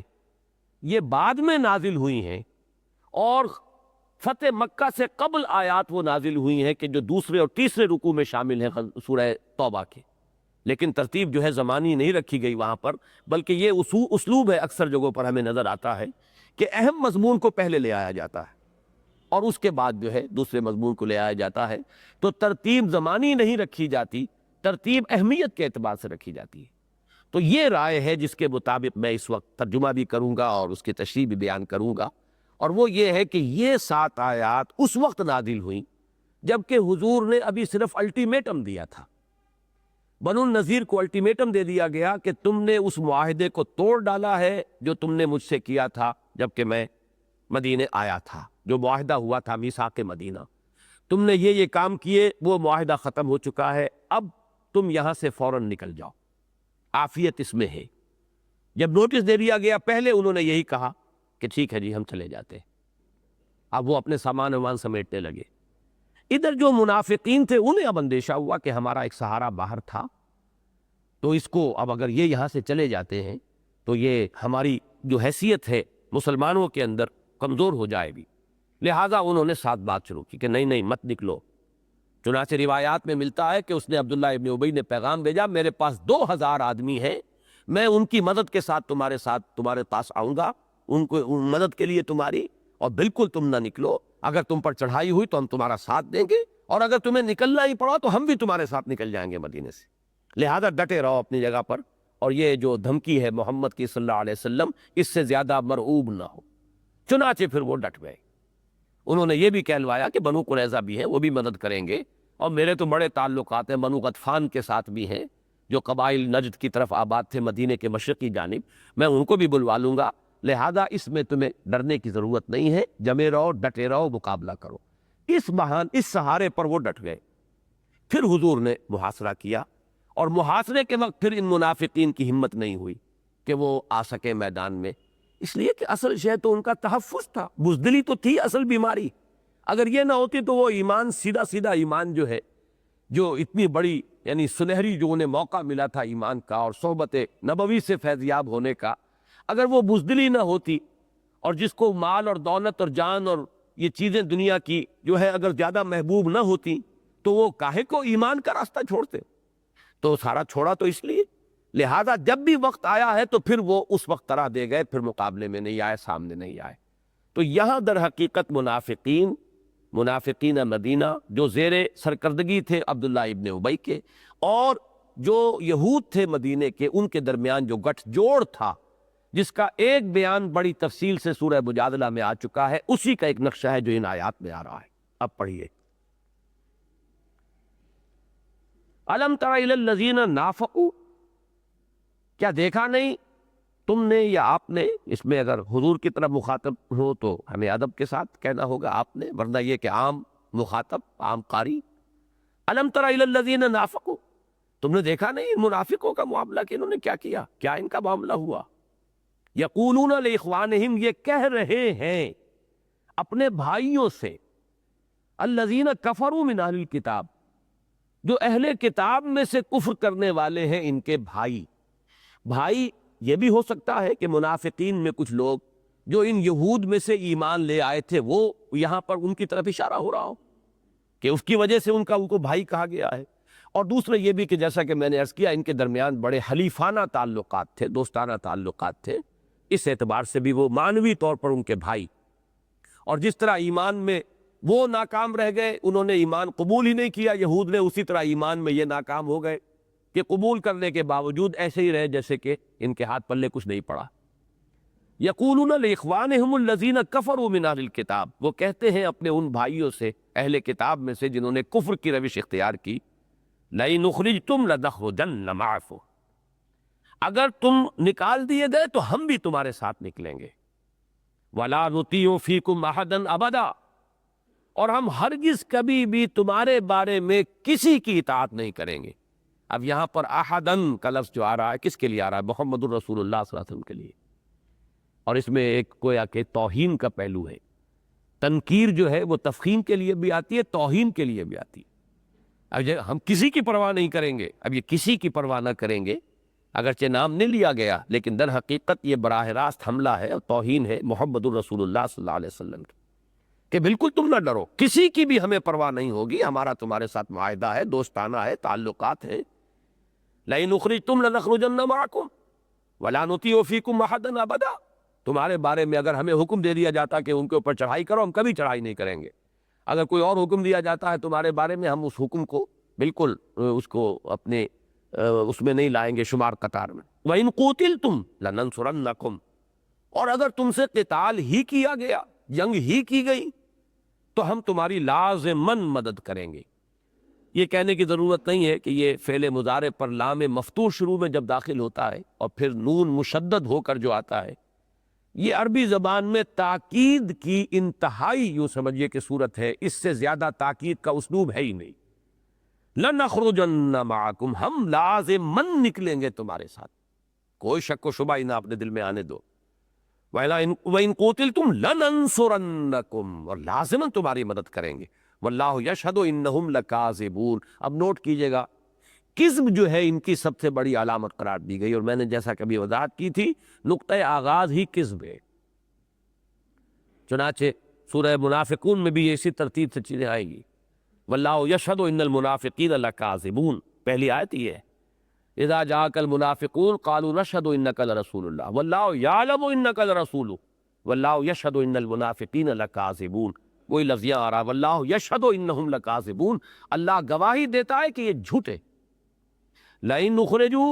لا يخرجون معهم، اگر وہ نکال دیے گئے. اب دیکھیے یہ ہے مستقبل سے متعلق ہو گئی نا بات. اب اگر اس کے بعد اس کو آیت کو لیا جائے زمانی اعتبار سے، تو پھر یہ کسی آئندہ کے واقعے پر اطلاق ہو سکے گا. اسی لیے کچھ لوگوں کی رائے بنی کہ یہ بنو قریظہ کا ذکر ہو رہا ہے. ساز باز جو بنو النذیر کے بعد ان منافقین نے بنو قریظہ کے ساتھ شروع کی. لیکن صحیح بات وہی ہے جیسا کہ میں نے عرض کیا کہ یہ انہی بنی قریظہ کا ذکر ہے. یہ ان حالات کا ذکر ہے جبکہ ابھی صرف نوٹس دیا گیا تھا اور ابھی وہ ذرا پس و پیش میں تھے، کچھ مان بھی لیا تھا. اس کے بعد یہ سلسلہ جنبانی ہوا، ان کے پیغامات پہنچے، انہوں نے پیٹھ ٹھوکی اور پھر وہ ڈٹ گئے، پھر محاصرہ ہوا. تو یہ جو نزولی جو ترتیب ہے اور یہ ترتیب جو ہے اس سورہ مبارکہ میں آیات کی، اس میں جو فرق ہے وہ پیش نظر رہے تو پھر کوئی اشکال نہیں ہوگا. لئن اخرجوا لا یخرجون معهم، اگر وہ نکال دیے گئے تو وہ ہرگز نہیں نکلیں گے ان کے ساتھ. ولئن قوتلوا لا ینصرونہم، اور اگر ان سے جنگ کی گئی تو وہ ہرگز ان کی مدد نہیں کریں گے. وَلَئِن نَصَرُوهُمْ لَيُوَلُّنَّ الْأَدْبَارَ، اور اگر بالفرض انہوں نے ان کی مدد کی تو فوراً پیٹھ دکھا دیں گے، لازماً پیٹھ دکھا دیں گے. ان کے لیے کھڑے ہونا ممکن نہیں ہے، مقاومت جو ہے وہ ممکن نہیں. اس لیے کہ نفاق کا تو اصل، جیسا کہ میں نے عرض کیا، اصل شے یہ ہے بچ بچ کے چل رہا. وَمِنَ النَّاسِ مَن يَعْبُدُ اللَّهَ عَلَىٰ حَرْفٍ، کنارے کنارے چلو، مجدھار میں مت کودو، کنارے کنارے رہو تاکہ ڈوبنے کا اندیشہ نہ ہو. مجدھار میں تو ڈوبنے کا خطرہ ہے. یہ ہے ان کا اصل جو مرض ہے، بیماری جو ہے وہ تو یہ ہے. لہذا وہ کیسے آ جائیں گے؟ اگر جان ہی دینی ہو تو محمد کے ساتھ کھڑے ہو کر کیوں نہ دے صلی اللہ علیہ وسلم. ان کے ساتھ یعنی جان دینا جو ہے اس کے اندر کون سی بات جو ہے وہ معقول رہ جائے گی؟ تو بات بڑی منطقی ہے سیدھی سیدھی. ثم لا ینصرون، پھر ان کی کوئی مدد نہیں ہوگی، کسی طرف سے کوئی مدد نہیں ہوگی. یہ جو بنو قریظہ کی بھی ایک امید دلا رہے ہیں اور ادھر سے بنو غطفان کے بھی کوئی توقع دلا رہے، کوئی مدد کو نہیں آئے گا.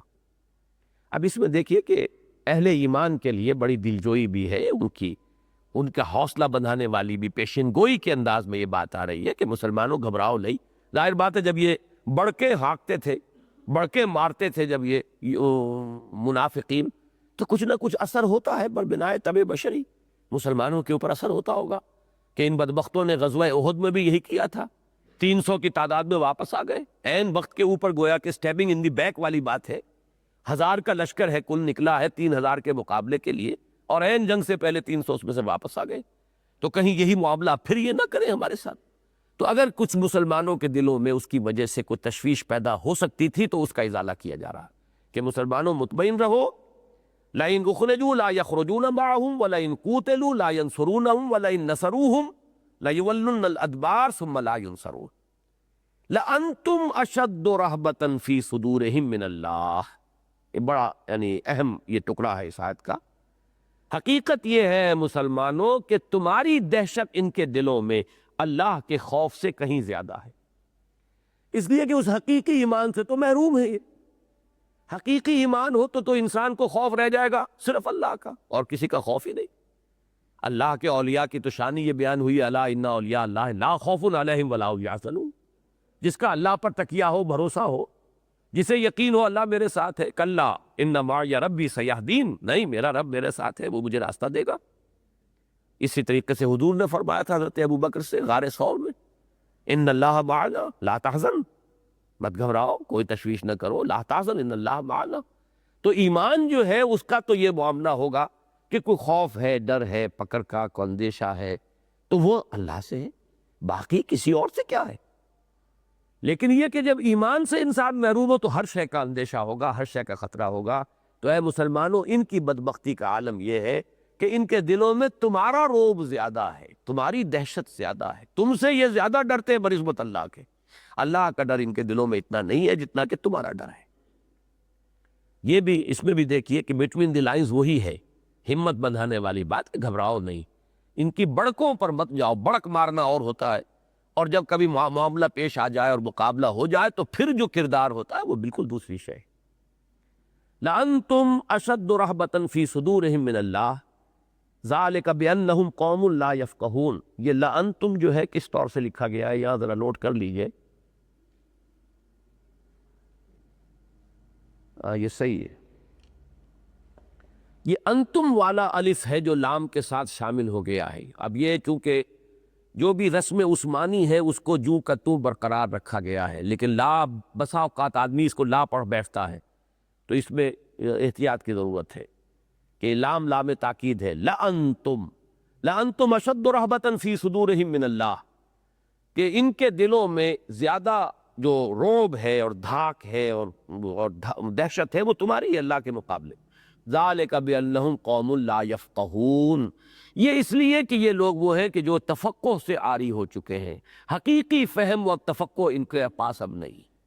گویا کہ مت ماری جاتی ہے جیسے کسی کی، تو در حقیقت ایمان جو ہے وہ انسان کو بصیرت عطا کرنے والی شے ہے، اور ایمان سے محروم ہو کر انسان جو ہے وہ در حقیقت ان لوگوں کے مانند ہو جاتا ہے جیسے کہ سورہ بقرہ میں فرمایا تخبطہ الشیطان من المس، جیسے کہ شیطان نے کسی کو مخبوط کر دیا، وہ مخبوط الحواس بنا دیا۔ یہ بھی نوٹ کیجئے گا کہ سورہ منافقون میں یہ الفاظ بھی آئے ہیں، ذالک بانہم آمنوا ثم کفروا فتبع علی قلوبہم فہم لا یفقہون، تفقہ سے عاری ہو جانا۔ اب ان کی جو ہے ساری مت جو ہے الٹی ہو گئی ہے، اس وجہ سے ان کی کیفیت یہ ہے کہ اللہ کا اتنا ڈر انہیں نہیں رہا ہے بدبختوں کو جتنا کہ ہے مسلمانوں یہ تم سے ڈرتے ہیں۔ لا یقاتلونکم جمیعا الا فی قری محصنۃ او من وراء جدر، ان کی بزدلی کا عالم یہ ہے۔ اب یہ الفاظ جو ہیں دونوں پر وہ جو گٹھ جوڑ ہے حزب اللہ حزب الشیطان، اس میں یہودی بھی ہے اور منافقین بھی ہے، دونوں پر ان کا اطلاق ہوگا۔ ان دونوں کا حال یہ ہے کہ یہ کبھی بھی تم سے جنگ نہیں کر سکیں گے۔ ویسے یہ کہ منافقین تو خیر کبھی ان سے جنگ کوئی کھلم کھلا ہوئی نہیں، وہ تو تھے ہی مارے آستین، اس لیے زیادہ اطلاق اس کا جو ہے یہ یہود پر ہے کہ ان کے اندر بزدلی اس درجے سرایت کر چکی ہے کہ کبھی بھی کھلے میدان میں یہ تم سے مقابلہ نہیں کریں گے۔ لا یقاتلونکم جمیعا الا فی قری محصنۃ او من وراء جدر، یہ کبھی جنگ نہیں کریں گے تمہارے ساتھ جمع ہو کر، یعنی ایک فارمیشن کے ساتھ کھلے میدان میں آتے ہیں تو پھر پرے بنتے ہیں، صفیں بنتی ہیں، میمنہ میسرہ قلب معین ہوتا ہے، ایک جتھا ہے، جمعیت ہے، ڈسپلن ہے۔ جمعین کے لفظ کو نوٹ کیجئے اس لیے کہ اس کا تعلق ہے اگلی آیت سے، اگلے الفاظ سے، کہ ان کا اپنے اندر دل پھٹے ہوئے ان کے، یہ تمہاری دشمنی میں تو متحد ہے، لیکن خلوص اور اخلاص اگر اللہ کے ساتھ انہیں نہیں، اللہ کے رسول کے ساتھ نہیں، تو باہم کیسے خلوص و اخلاص ہو جائے گا؟ یہ تو انسان کا کردار جو ہے وہ تو ایک ہی یکساں کردار جو ہے انسان کے اندر سرایت کرتا ہے، پورے وجود کے اندر، پوری شخصیت کے اندر۔ خلوص ہوگا تو اللہ سے بھی ہوگا اور انسانوں سے بھی ہوگا، اگر خلوص نہیں ہے تو اللہ سے نہیں ہوگا تو انسانوں سے کیا ہو جائے گا؟ جیسے وہ پیاری حدیث مجھے یاد آئی کہ من لم یشکر الناس لا یشکر اللہ، جو انسانوں کا شکریہ ادا نہیں کرتا وہ کبھی اللہ کا بھی شکر ادا نہیں کرے گا۔ کسی کی فطرت اگر سلیم ہے اور احسان مندی کا مادہ اس میں ہے، کسی کا احسان ماننا، تو وہ انسانوں میں سے بھی اگر کوئی اس کے ساتھ کبھی بھلائی کرے گا تو اس کا احسان مانے گا، اور پھر وہ اللہ کا بھی احسان مانے گا، جو اصل محسن حقیقی ہے اس کا بھی احسان مانے گا۔ لیکن جو انسانوں کا کسی نے اس کے ساتھ کوئی بھلائی کی اور یہ اتنا بے حس ہے کہ اسے احساس ہی نہیں ہوا کہ کسی نے میرے ساتھ کوئی بھلائی کی ہے، تو یہ اللہ کے احسانات کا کہاں اسے ادراک اور شعور ہو جائے گا؟ وہ تو بہت خفی ہے، لطیف ہے، اس کے لیے تو بڑے شعور کی ضرورت ہے، بڑے فہم کی ضرورت ہے۔ وہ تو بالغیب والا معاملہ ہے، جو سامنے موجود ہو اور آپ کے ساتھ کوئی بھلائی اور نیکی کر رہا ہو، اس کے لیے جذبہ تشکر پیدا نہیں ہوا تو وہ جو غیب کا معاملہ، اس کے لیے تشکر کہاں سے آ جائے گا؟ تو بالکل وہی بات یہ ہے کہ یہ جب آپس میں کیسے خلوص مخلص ہوں گے، اور مخلص نہ ہو تو جمعیت کیسے بنے؟ جمعیت اور جماعت تو بنتی ہے اخلاص باہمی کے ساتھ، کندھے سے کندھا ملا کر کھڑا ہو آدمی، اعتماد ہو کہ میری دانی طرف یہ کھڑا ہے، بائیں طرف یہ کھڑا ہے، یہ دونوں میرے سمت جو ہے محفوظ ہے، اب میں سامنے والوں کے ساتھ نبرد آزمائی کے لیے پوری طرح میرے ہاتھ کھلے ہیں۔ لیکن اگر یہ اندیشہ ہو یہ کہیں دغا نہ دے جائے، اس کا اندیشہ ہو یہ کہیں عین وقت پر جو ہے بھاگ نہ جائے، تو وہ دل جمعی کہاں سے کیسے آئے گی؟ نہ ظاہر میں جمعیت وجود میں آئے گی، نہ اندر دل جمعی ہوگی۔ تو یہ جمعین کا لفظ یہاں بہت اہم ہے۔ لا یقاتلونکم جميعا، یہ کبھی بھی جمع ہو کر ایک فارمیشن کے ساتھ، ایک لشکر اور فوج کی شکل میں، اے مسلمانوں تم سے کبھی جنگ نہیں کر سکیں گے، الا فی قرى محصنۃ،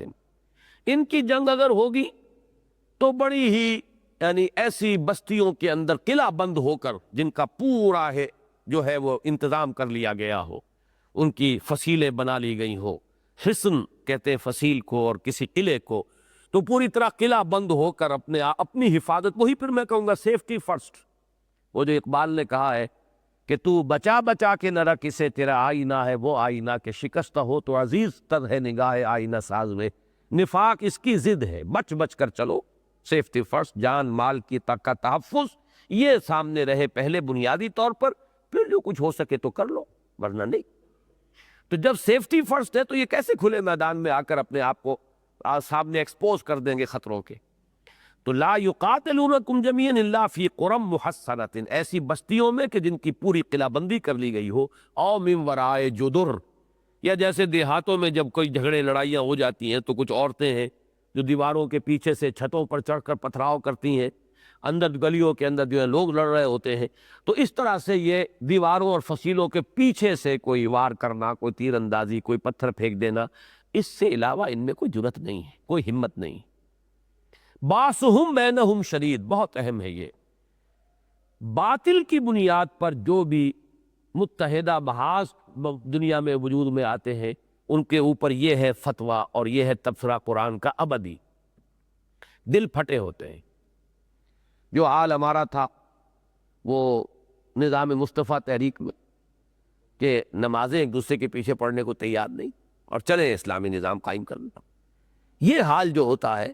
اور یہ میں یہاں پر وہ حدیث بھی آپ کو سنا دوں کہ یہ جو نقشہ کھینچا جا رہا ہے یہود کا،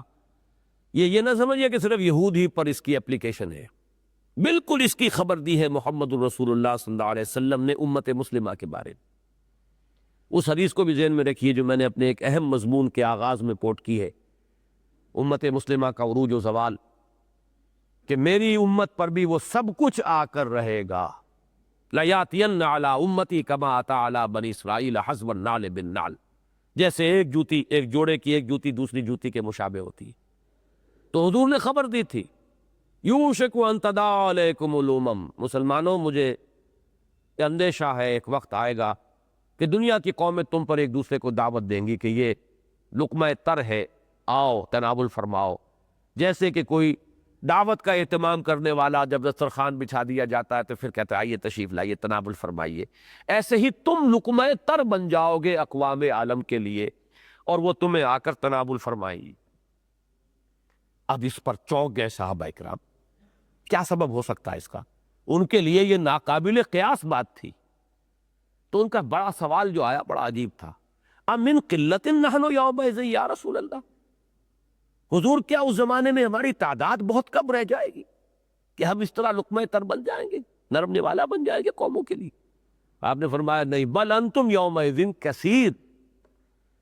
تمہاری تعداد تو بہت ہوگی اس دن، جیسے آج ہم گنتے ہیں کیلنڈروں میں چھپتا ہے 1 ارب سے اوپر ہماری تعداد ہے اور اتنے ملک ہیں، لیکن دنیا میں وزن کیا ہے؟ حضور کے الفاظ کیا ہیں؟ تمہارا حال کیا ہوگا؟ غصاء کا غصاء السیل، جیسے سیلاب آتا ہے تو اوپر جھاگ ہوتا ہے، ایسے جھاگ بن کر رہ جاؤ گے، تمہارا وزن کوئی نہیں ہوگا دنیا۔ کوئی عزت نہیں، کوئی وقار نہیں، کوئی حیثیت نہیں، گنتی لے کر چاٹتے رہو کہ ہم اتنے ہو گئے، 1 ارب ہو گئے اور فلاں ہو گئے ہیں۔ حیثیت کیا ہے؟ اس پر پھر پوچھا حضور کیوں ہوگا ایسا؟ آپ نے فرمایا تمہارے اندر ایک بیماری پیدا ہو جائے گی، اس بیماری کا نام ہے وہن۔ واؤ ہا اور نون، ایک لفظ وہن ہے، میم سے، یہ وہن ہے نون سے، اسی سے لفظ توہین بنا ہے۔ صحابہ نے پھر پوچھا مل وہن یا رسول اللہ، حضور یہ وہن کو کیا بیماری ہے؟ اب نوٹ کیجئے، حب الدنیا و کراہیت الموت، دنیا کی محبت اور موت کا خوف، موت کا فرار، موت سے ڈر۔ جب کسی مسلمان امت کے اندر زوال آتا ہے اور یہ کیفیت پیدا ہو جاتی ہے تو وہ لقمہ تر ہے پھر، اب اس کے اندر کوئی مقاومت، ڈٹنا، کھڑے ہونا ممکن نہیں ہوتا۔ یہی حال ہمارا ہوا اس صدی کے شروع میں، جب وہ سلطنت عثمانیہ کے ٹکڑے ہوئے ہیں، چیتھڑے کر دیے گئے، اور یہ اس کا اور وہ اس کا، اور یہ اٹلی کا اور یہ فرانس کا، اور یہ برطانیہ کے زیر انتداب رہے گا اور یہ اس کو دے دو۔ ایک ملک کے نہ معلوم کتنے ٹکڑے ہوئے، اور وہ اس طریقے کی تقسیمیں ہوئی ہے کہ آج تک بھی وہ تقسیمیں چلی آ رہی ہیں، ان کے ختم ہونے کی کوئی صورت نظر نہیں آ رہی۔ لا یقاتلونکم جميعا الا فی قری محصنۃ او من وراء جدر باسهم بینہم شدید، ان کی تو آپس کی جو دشمنی اور مخاصمت ہے وہی بہت شدید ہے، جمع کیسے ہو؟ تحسبهم جميعا وقلوبهم شتیٰ، تم سمجھتے ہو کہ یہ جمع ہے، متحد ہے، لیکن حقیقت میں ان کے دل جدا ہے، پھٹے ہوئے ہیں، دل پھٹے ہوئے ہیں۔ یہ صرف تمہاری دشمنی میں کچھ ان کا گٹھ جوڑ تھوڑا سا ہو جاتا ہے، لیکن اندر تو یہ ایک دوسرے کی اور ٹانگ گھسیٹتے ہیں، ایک دوسرے کو زخم پہنچانے کی کوششیں کرتے ہیں۔ ذالک بانہم قوم لا یعقلون، پھر نوٹ کیجئے، یہ اس لیے کہ یہ ایسے لوگ ہیں کہ جن میں اب عقل نہیں رہی، وہی بات لا یفقہون لا یعقلون، یعنی صحیح عقل، صحیح فہم، صحیح اقدار جو ہے وہ برقرار رہے، صحیح ویلیوز آدمی کے سامنے ہو، وہ جانتا ہو کیا شے اہم تر ہے اور کیا چیز کم اہم ہے، کیا اول ہے اور کیا ثانوی درجے میں ہے۔ یہ فہم جب آدمی کھو بیٹھتا ہے تو پھر یہی کچھ ہوتا ہے جس کا نقشہ یہاں کھینچا جا رہا ہے۔ کمثل الذین من قبلہم قریبا ذاقوا وبال امرہم، جیسے مثال ان کی جو ان سے پہلے تھے، قریب ہی کے زمانے میں، ماضی قریب میں ایک واقعہ گزر چکا ہے، ذاقوا وبال امرہم، وہ اپنے کیے کا وبال چکھ چکے، سزا انہیں مل چکی۔ اب یہاں نوٹ کیجئے گا، جن کے نزدیک یہ ذکر ہو رہا ہے بنو قریظہ کے معاملے کا، ان کے نزدیک کس آیت میں ذکر ہو رہا ہے؟ یہ بنو النذیر کا۔ اور جو دوسری رائے ہے جس کے مطابق میں بیان کر رہا ہوں، تو اس کے اعتبار سے یہ اشارہ ہو رہا ہے بنو قینقاع پر، کہ بنو قینقاع کا پہلے حشر ہو چکا تھا، انہیں عقل سیکھنی چاہیے تھی، سبق سیکھنا چاہیے تھا۔ اگر ذرا سا بھی ان کے اندر وہ حقیقت بینی کا مادہ ہوتا، اور جیسے کہ ایک حدیث ہے بڑی پیاری کہ السعید من وعظ بغیرہ، سعادت مند وہ ہے جو دوسرے کو دیکھ کر اس سے سبق حاصل کر لے۔ ایک شخص آپ کے سامنے پھسلا ہے، کیچڑ ہے، لیکن آپ اس کو دیکھ کر بھی سبق حاصل نہیں کر رہے، وہیں جا رہے ہیں، تو آپ بھی پھسلیں گے۔ پھر ایک آدمی وہ ہے دیکھ لے کہ وہ پھسل گئے ہیں تو کم سے کم اس سے آپ بچ کر نکلیں۔ السعید من وعظ بغیرہ، دوسرے کو دیکھو تو عبرت حاصل کرو۔ لیکن یہ کہ ان لوگوں نے عبرت حاصل نہیں کی۔ کمثل الذین من قبلہم قریبا ذاقوا وبال امرہم، انہوں نے اپنے کیے کہ اپنے کرتوتوں کا بدلہ چکھ لیا، وَلَهُمْ عَذَابٌ علیم، اور ان کے لیے ایک دردناک عذاب ہے۔ اس سے مراد ہے آخرت کا عذاب۔ دنیا کا عذاب وہ تو ہو چکا، بنو قینقاع یہاں سے ملک بدر کیے جا چکے، اصل عذاب جو ہے وہ تو آخرت کا دردناک عذاب، وہ ابھی ان کا منتظر ہے۔ کمثل الشیطان، ایسے ہی مثال، جیسے مثال شیطان کی، اذ قال للانسان اکفر، جبکہ وہ کہتا ہے انسان سے کفر کرو، پیٹ ٹھوکتا ہے، فلما کفر قال انی بریء منک، اور جب وہ کفر کرتا ہے تو کہتا ہے کہ میں تم سے بالکل بری ہوں، میرا تم سے کوئی تعلق نہیں، انی اخاف اللہ رب العالمین، مجھے تو بڑا خوف ہے اللہ کا جو تمام جہانوں کا پروردگار ہے۔ اب ظاہر بات ہے کہ جہاں تک حقیقت کے منکشف ہونے کا تعلق ہے، وہ تو شیطان لعین پر جتنی ہے وہ سبھی جانتے ہیں کہ وہ ان حقائق سے خوب آشنا ہے، خوب جانتا ہے، کون سی بات اس مطبخ سے چھپی ہوئی ہے۔ لیکن اس کے باوجود محرومی کیوں ہے؟ وہ حسد، عجب، انا خیر منہ، میں اس سے بہتر ہوں،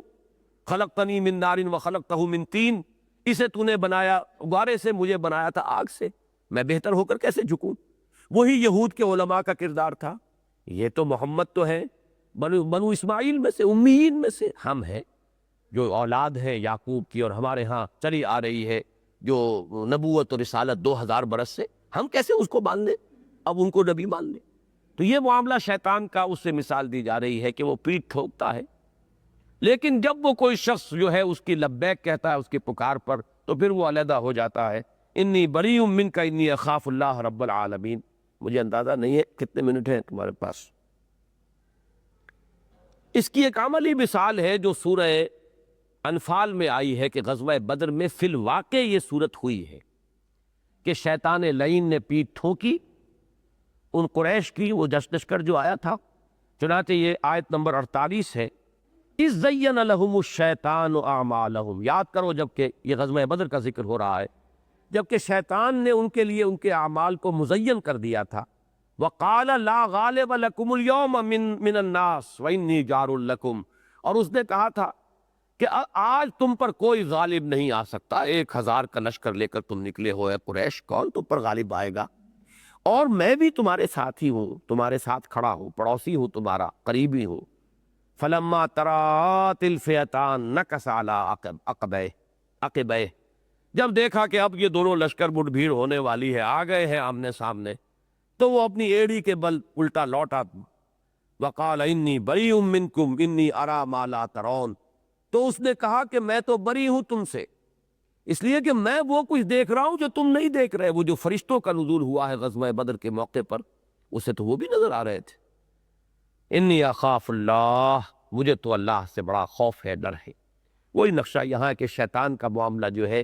جو شیطان کرتا ہے عام انسان سے کفر کروانے کے لیے، شرک کروانے کے لیے، اس کی پیٹھ ٹھوکتا ہے